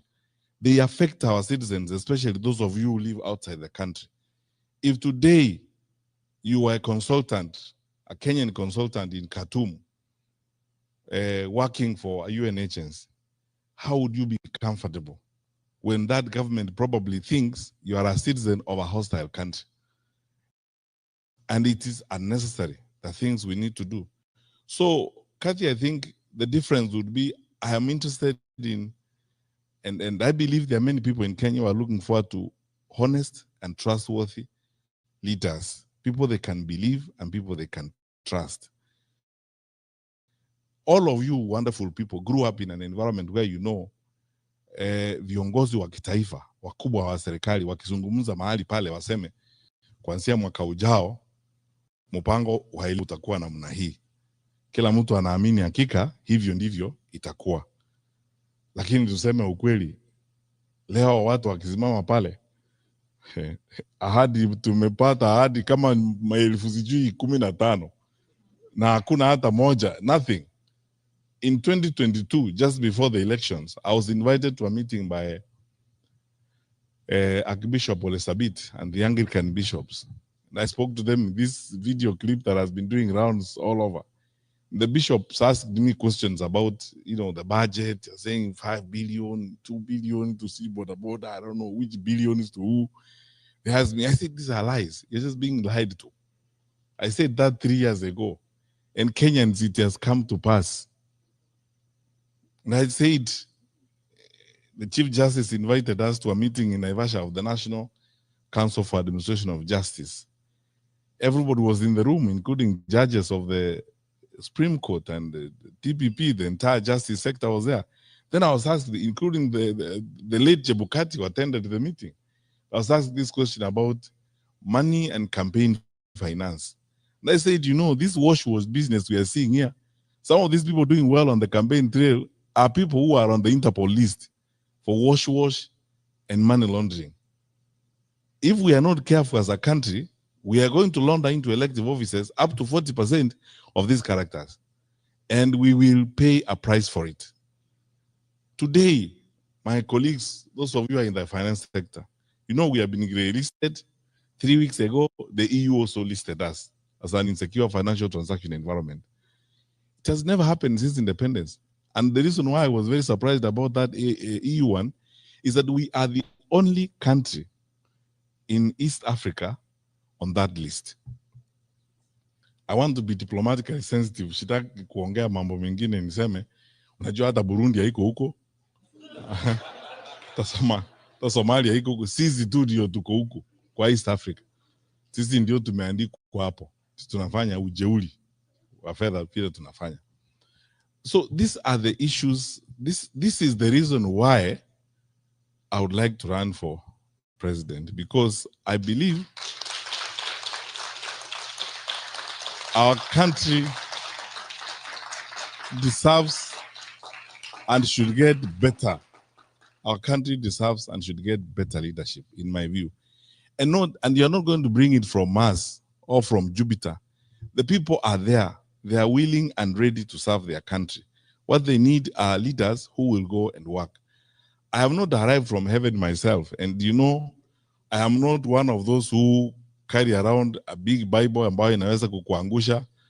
I go to churches there every day, singing songs, hymns, trying to pretend that I am holy. I am a sinner like you. It's just that I am a realistic sinner who say,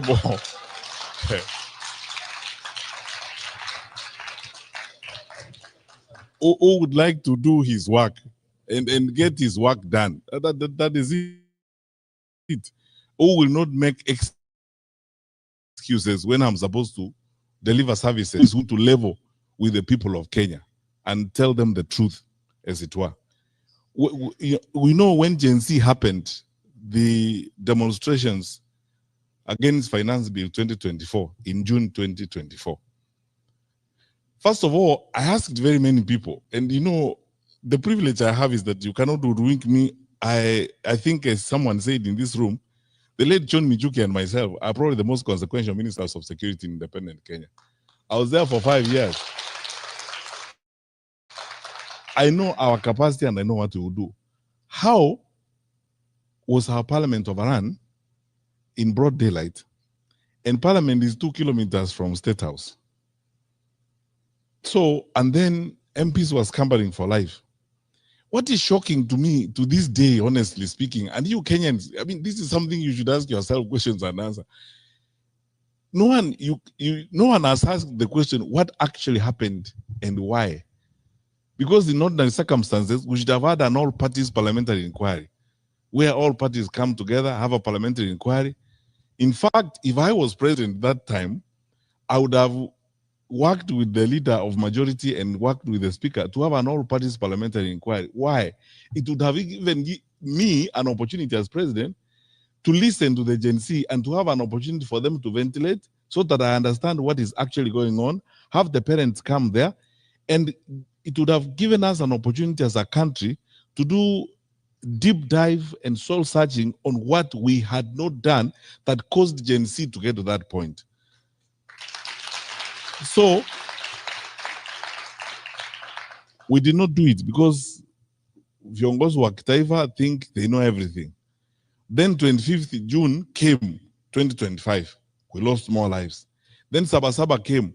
We lost more lives. And my brothers and sisters, we cannot continue that way. That is not how we are supposed to live. And in all that, you can see irresponsibility, dereliction of duty, recklessness. And it's best demonstrated by the language you have had leaders use and the sentiments that you hear leaders using. I was shocked in this day and age, 63 years after independence. There's somebody who talks about tribes. Where do you live? I mean, those things, nobody talks about those things anymore. I asked some friends last night where we were having dinner. Which one of us goes to hospital in Kenya and you are sick? You are very, very sick. You are shivering in your car. But then you ask people, please check on the list, what the tribal background of the doctor on duty before I go in. Because you just get in, you are treated, and sometimes you don't even know the ethnic background of the fellow who's treating you. But until you are treated, you go away. Why should it matter? When you walk to a bank, for example, in Kenya, you go to Equity or a family bank, you want services, you go to the teller. Do you first of all ask, by the way, where do you come from? Before you ask your money, it's transactional. You just fill out your papers or you discuss your loan and you go away. It doesn't matter anywhere else. Why should it matter when it comes to making decisions on the leadership of the country? It's because some of us tuko na shida fulani sijui ni ya kurogwa ya huko nyuma, which we should never ever ever as a country accept. And that's why the young people in this audience who are listening to me, Gen Z is an opportunity to step into the third wave or the third generation of leadership in Kenya, modern Kenya. This is what is going to give us this thinking, and this approach is what gives us a modern country. A country where the content of your character matters more than your surname. You know, the values you hold, the delivery of services is more important than your surname. Because all those primitive things where your surname is supposed to lead you somewhere, so that if your name is Omolo, then I make a decision whether or not you should pass through this gate. That time is gone. And Kenyans, let us not only resist, let us reject that kind of attitude. So I'll speak about this until the cows come home, but this is my vision. That one, we can put up, and I can promise we can put up a credible government that can be trusted, that will ensure the stability of the country, that is reliable. We will not do some of those things that will hurt the image of our country. When I have another time, I will tell you about some of these challenges that we had, even when I was Minister for Security, when some of our neighbors were trying those kinds of things, and we told them, we will not solve your problems. Your problems will be solved there. Don't drag us into your quarrels. Everyone is free to come to Kenya and have fun, as long as they don't break our laws. You break our laws, that's a different story. But if you're just coming to do business in Nairobi, have a girlfriend in Nairobi, do whatever, you are free. Do business here, put up a whatever, that's fine. That's what our country is supposed to be, because we want to be honorable and respectable members of the international community. And we are signatories to all those conventions, including the protection of human rights and stuff like that. That's what I hope we will do as a government. We would sit down and reorganize the education sector that is chaotic. Imagine, how can you not be frustrated if you are a young university student? You don't know when you're going to have the help to start with. You don't know when the semester is beginning or ending. You do not know whether you're going to do exams or not. Statements fly left, right, and center from the ministry on your fate. You don't know which one to believe. The one that came out today, the one that was made by the minister, or the one that was made by the president. You don't know. Chaotic. How are you supposed to live your life? Yet, you know, in a sector like that, you're supposed to have a sense of predictability to move forward. I will advance this argument, especially when we come to the campaign proper. We waived examination fees when we were in government, because I can tell you as a Minister for Education, when we looked at the budget lines and the allocations to the Examination Council and what we have in the budget in the ministry, there was no point really of levying examination fees, especially when you know it is actually going to be a wastage issue, it's going to be an inclusion issue, it's going to be a completion issue. For the educators in the room, like Dr. Weche, you know what that means is that there are people who are not going to do exams because they can't afford 5,700. And if they stop there, that is wastage. All the resources we are putting to educate them is wasted. And these people's lives is messed up. It means it is going to exclude some people. That's why it's an inclusion issue. Only those who are well-to-do will be able to do that. It means it's also a completion issue, because you see, you're going to start having dropouts as a result of this kind of bottlenecks. These are barriers to educational completion, as it were, and the educators in the room will understand what I mean. That is a way that affects the human resources we have for our country. I don't know whether I can be crazy enough to do those kinds of things in society. We would like to run a government that will pay attention to that, because that is, for us in Kenya, education is our gold mine, because that is how we train, and that is the foremost resource we have, and that is the leverage we have for growth and development. Go anywhere in this world, you will find Kenyans there, educated Kenyans working in all these international organizations. Sylvia, my colleague, is here. From next week, I'll call her my former colleague when my notice for the bank expires, from the World Bank. And they will tell you, there we have several economists. We are actually one of the few African countries, I can say that authoritatively, that have contributed significantly to the capacities that you have even at the bank here. It's because of our education. That is one thing we cannot miss. We need to address it and we'll sort it out. We will secure the country and ensure that, you know, it is yani ni aibu ya ajabu. The people are walking around in the capital city of our country, in the capital, not then in the capital city of our country, carrying rungus and the sticks and kicking doors, businesses, and so on. There are banana republics that are better than that. We cannot allow that. My brothers and sisters, let us all come together and ensure this does not happen as we go forward, so that we strengthen ourselves and strengthen our country. But you know, finally, and this is the last segment of my remarks tonight, I have not lost hope, and I will not lose hope in my country. And I want to ask you, wonderful people, because when there are challenging times like this, it's very easy to be tempted to lose hope, to give up on your country. And for you especially who are here in the United States of America, like Kathy said, you go there, kukidoka, unarudi. Then you say, acha nikae tu. Then you are not going back, you are here, and everything seems to work one way or the other here. You drive to the seaside and have a nice weekend, get your friends on Thanksgiving Day and have a barbecue and stuff like that. That's fine. But look, even this one was built and it got here because people made sacrifices. So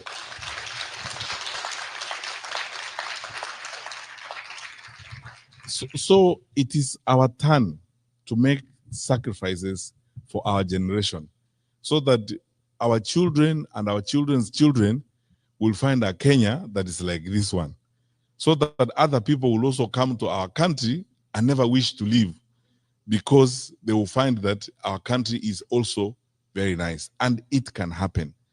And the reason why I have this hope is because I can speak with authority. I know my country. I know my people. I know my fellow citizens. We are better people than this. My country is better than this. What we are seeing and the behavior of the people you see in administration and so on is not who we are as a people. That does not reflect the true picture of Kenya. I don't know about you, but look, my friends, I have been in the public service. I have seen police officers cross swollen rivers with examination sheets on their heads or on the side, walking through. They're not paid additional fees for that, protecting those papers and ensuring that those papers are not messed up.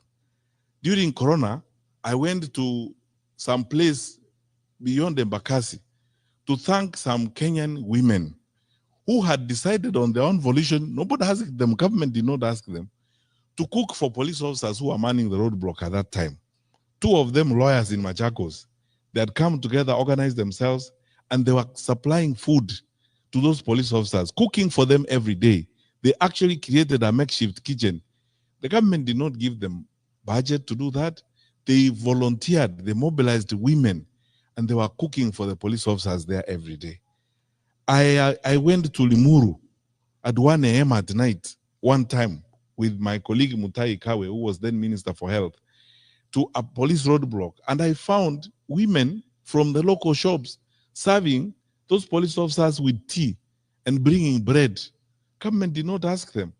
The Kenya Association of Manufacturers, Phyllis Wakiaga and Company, putting private sector people together to contribute water tanks for police stations and soap so that police officers can wash their hands to deal with infection at that particular time. I have seen with my eyes how Kenyans turn up when we have a disaster, donating blood. When we call for food donations, when we have a challenge, Kenyans turning up in their numbers to contribute food. During Corona, we wouldn't have succeeded were it not for the big support we got from the private sector. The private sector team, chaired by Madam Karuku from East African Breweries, and bringing together all these people, committed, attending meetings every day without asking for sitting allowance, and guiding us and working with the government to secure the lives of our people. We are a great country, and we can do many things.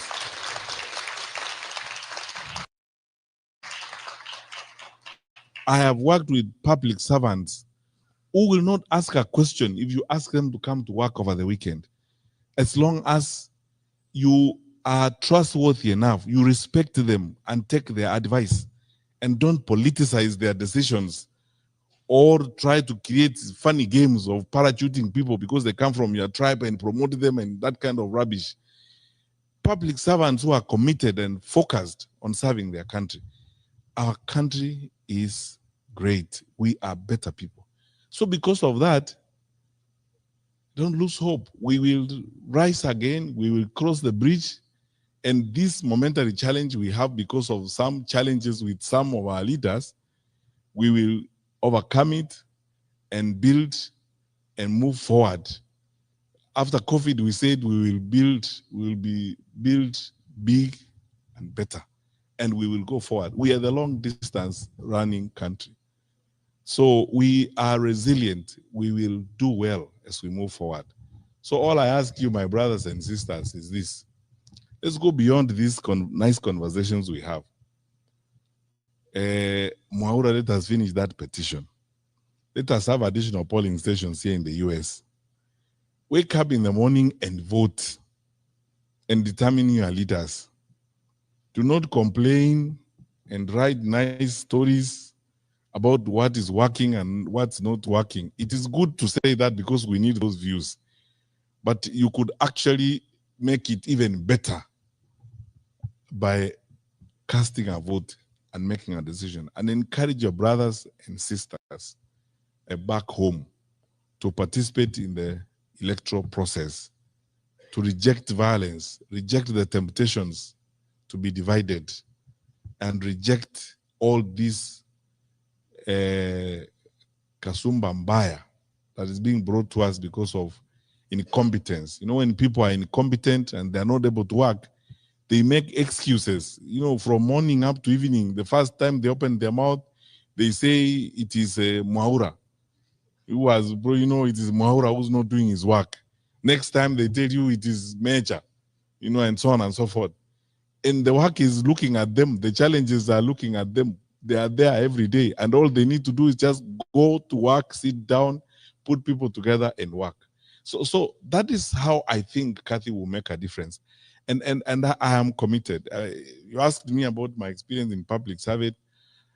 I've said it was a wonderful experience, and I succeeded because I trusted the people I worked with, and they trusted me. And every single day was essentially a celebration of our nationhood everywhere you go. Whether you meet rural folk or people, you know, sometimes I was telling some friends last night that one thing that I am going to have to learn to live with in this thing I'm now doing, that, you know, I never thought I would actually, first of all, go into politics and start campaigning and looking for votes. Now I'm here.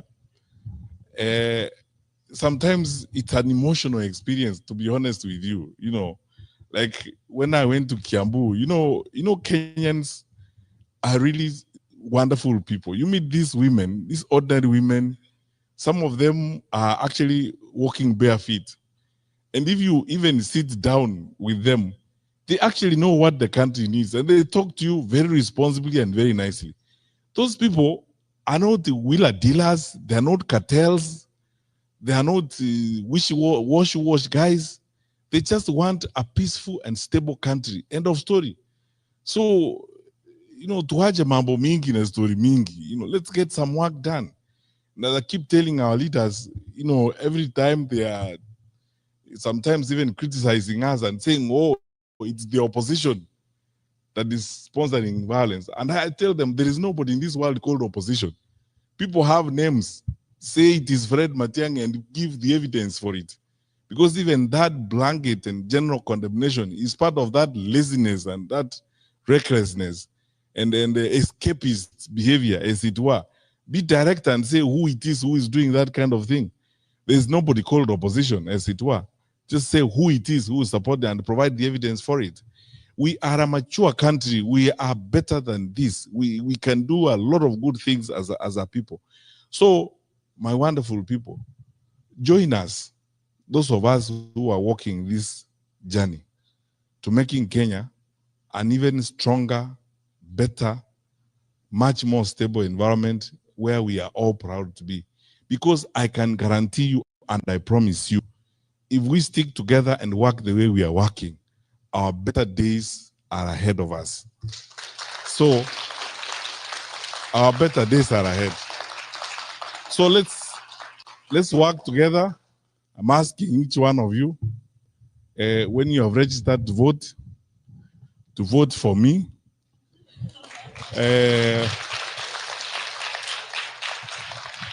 But I don't put a full stop there. I put a comma. I say vote for me, comma, and hold me to account. Yeah. And hold me to account, because this, I am not given to those types of stories. I used to enjoy driving in schools even at 6 in the morning and hanging out with the teachers and until the job is done. There isn't anything I cannot do if it is my assignment, if it is my work.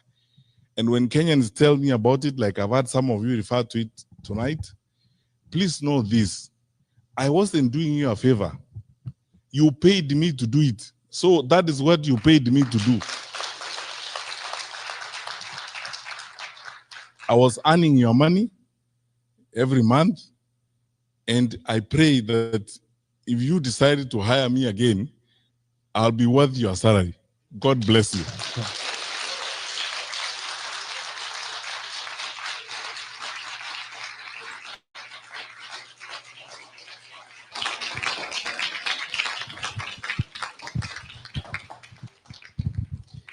Thank you, sir. We can get seated.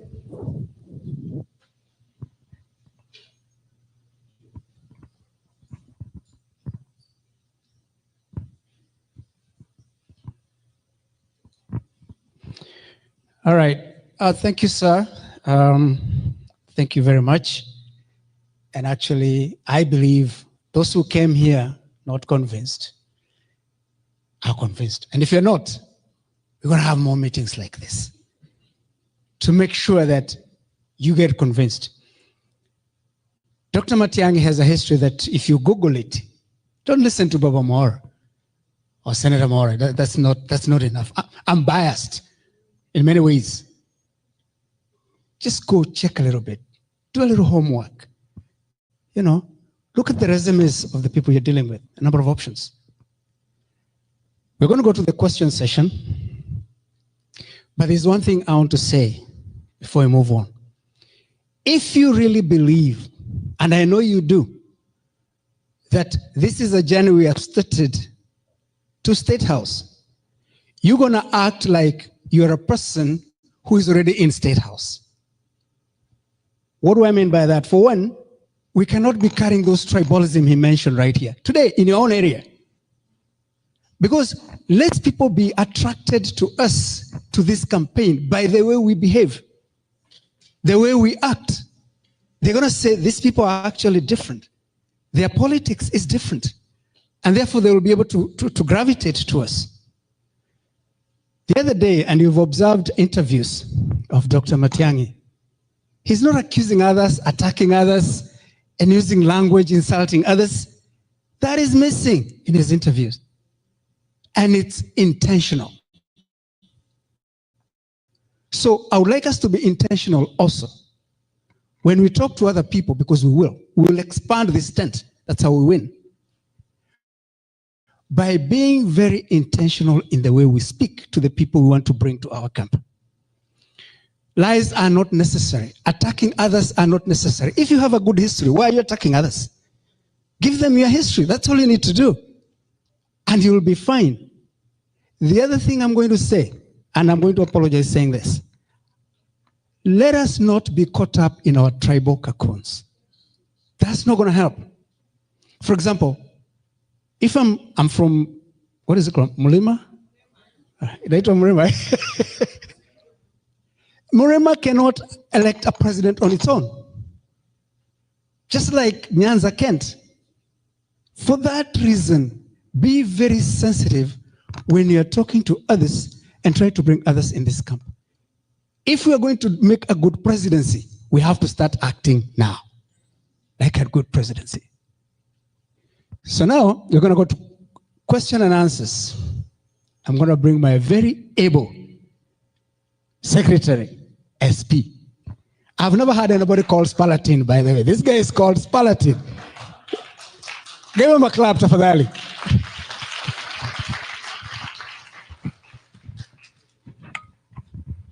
Good evening once again. Good evening, friends. Let me hear you say, restore Kenya. When I say Matiang'i, Matiang'i, restore Kenya. Restore Kenya. Matiang'i. Now, I have a very difficult task at this moment because I recognize that we are running short of time, and I have to apologize that we are not going to be able to have a roaming mic.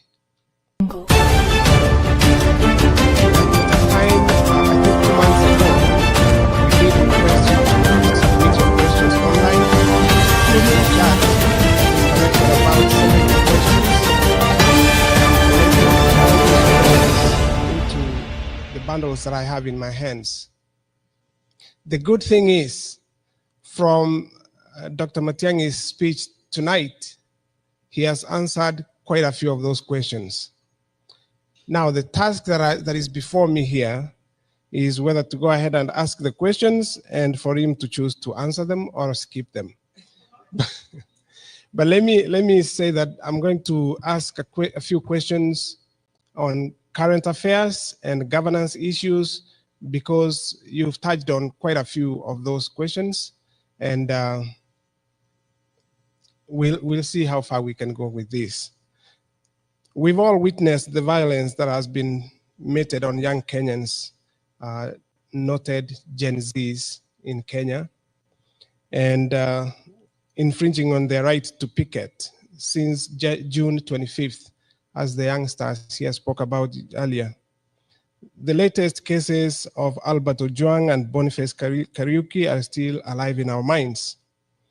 Now, as a former CS Interior, what is your take on the high incidence of police brutality and extrajudicial killings? I will bundle that with another question addressing the Gen Zs. What is your take on how the Gen Zs are going about presenting their views on this matter? You can address that, and then we can move on to governance issues.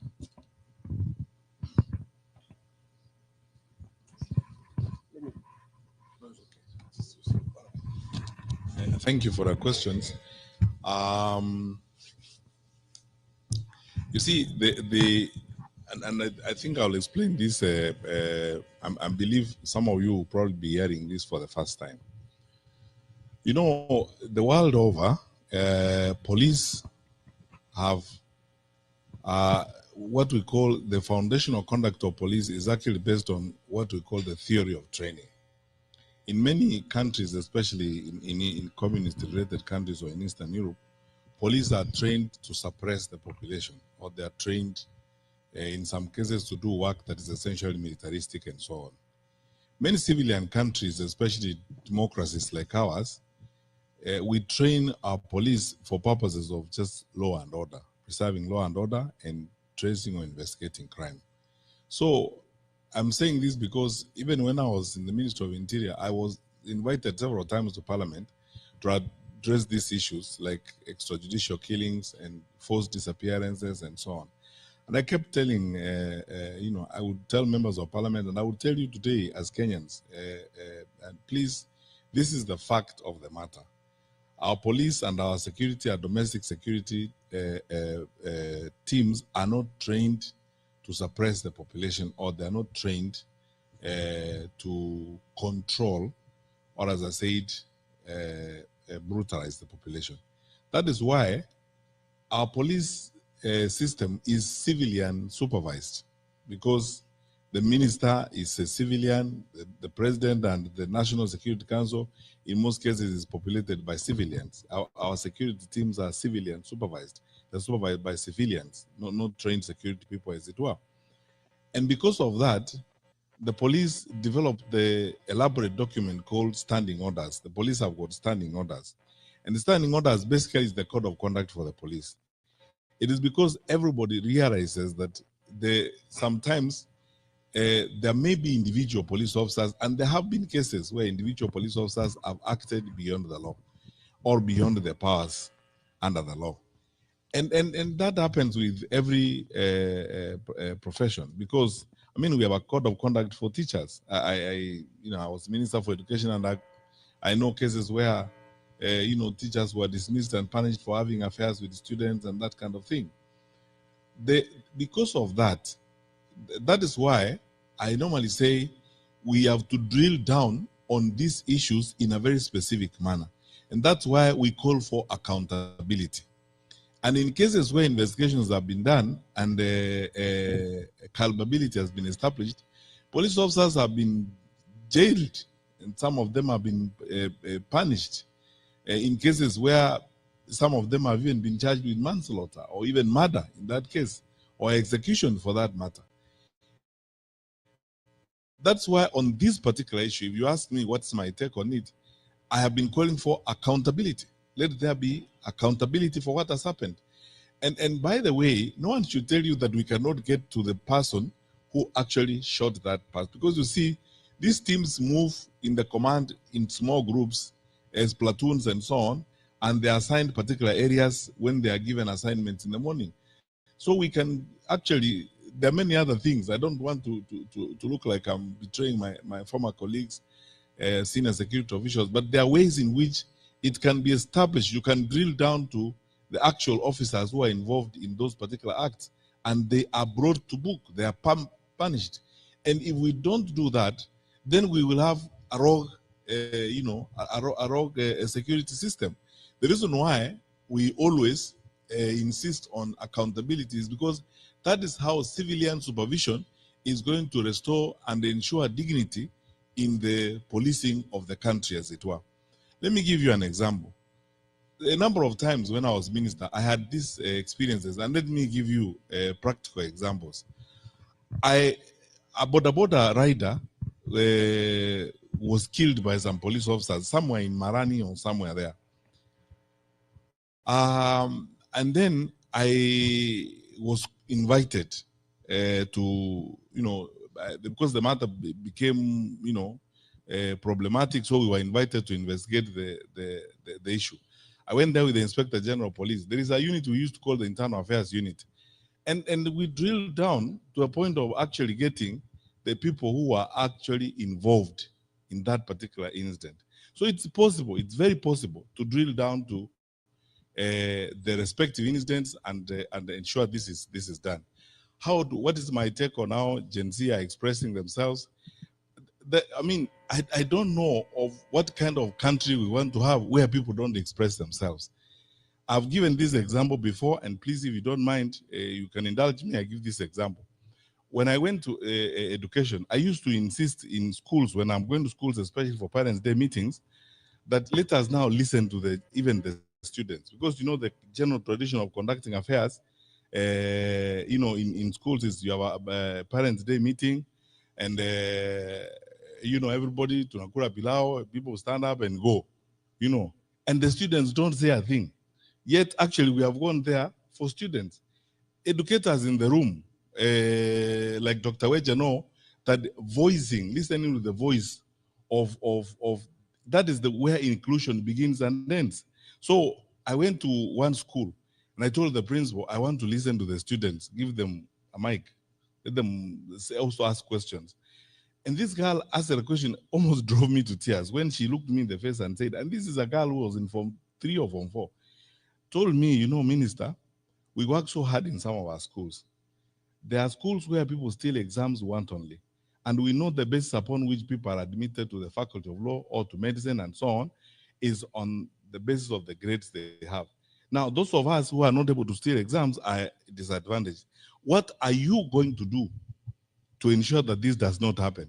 We were being called to account by our children, as it were.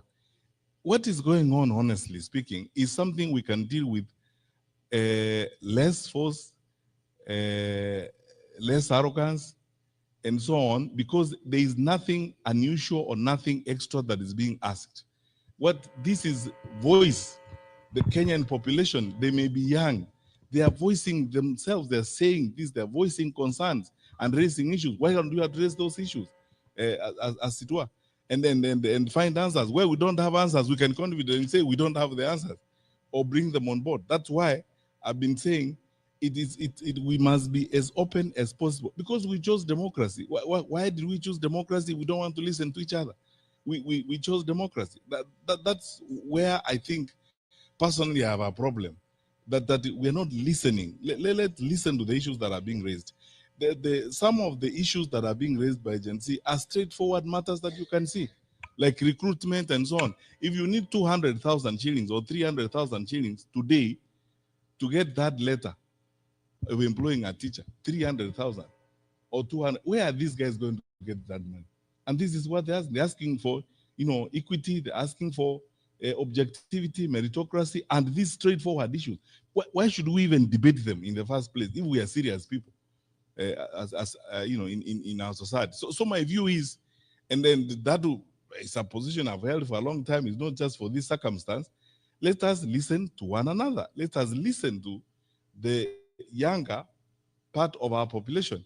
And I noted the other day in an interview that 70% of the Kenyan population, 70%, 7 out of 10 Kenyans you will meet are below the age of 35. So the 30% are the ones now sitting on this 70%, as it were. And if we are serious people, honestly, and I believe we are, shouldn't we be spending our energy and time on this 70% of the population? And if we are serious about what we believe, and these are the people who should be investing more of our energy, because this is the way the country is going to be in the future. Some of us are facing the door. These ones are coming in. Isn't this the part of our population that we should be spending time? And when they ask questions, we brutalize them, or we think it's not necessary for them to ask questions. So my view is, and lastly on that particular matter, there are many things I will, when I release my manifesto, I'm going to point out, for example, a program that I would like to encourage Kenyan leaders to espouse. You guys are living in the US. You know something called the White House Fellows Program. The White House Fellows Program is one of the most famous programs that has trained leaders in this country. You know, young top interns who intern in White House who end up becoming leaders who do great things. Of course, the most famous intern was Monica Lewinsky for different reasons, for the wrong reasons. But you see, I would like, for example, I've been writing a program with my colleagues on my campaign team to develop a program like that in Kenya, if I had the opportunity myself to be president, and then replicate it 47 times in every county. Imagine how many young people you will bring into leadership through that. And then train them. Lastly, people forget one thing, by the way. The Matibas, the Kibakis, the Uhurus who ended up becoming president, they started the experiment or the opportunity when they were 20-something years old. So why are we stopping them? Yeah, why are we stopping them? Where are we going to get leaders from? So then what happens? Because we should now begin that process of trying those 20-something, bring them, you know, and working on that program. So my vision, which I will publish in the document, is that one of replicating that White House Fellows program and replicating it for 7 times in every county, and then using it to begin a new process of training young leaders And I swear to you, I will manage it through a very brutal meritocratic process. Brutal. Yeah. I will not care whether somebody is Rendile or Michikenda or wherever they come from, whether they are pink, green, or yellow, provided they are Kenyans. And then you will see where Kenya goes after that. I mean, it will be interesting. Thank you.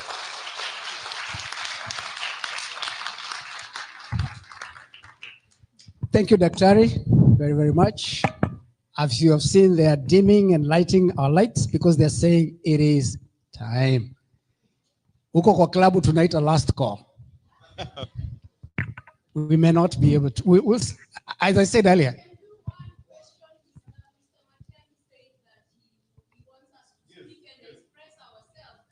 We're talking about time. This place, what? Come. Kuja uliza. You see that lady over there? Kama utanisaidia kulipa check, tukipitisha wakati.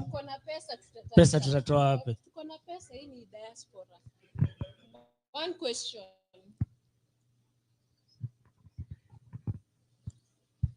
So, we would like to continue. As again.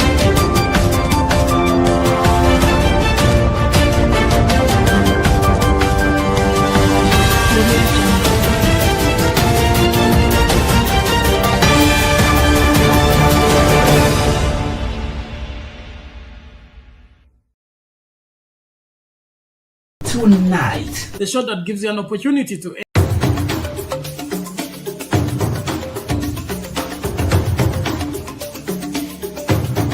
kutoka vijijini, mijini hadi jijini. Hii ni Sound Kanti Talk Live.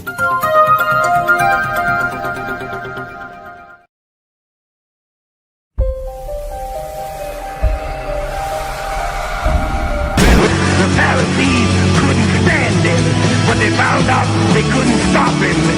Pilots couldn't find any fault in him. Terrorists couldn't kill him.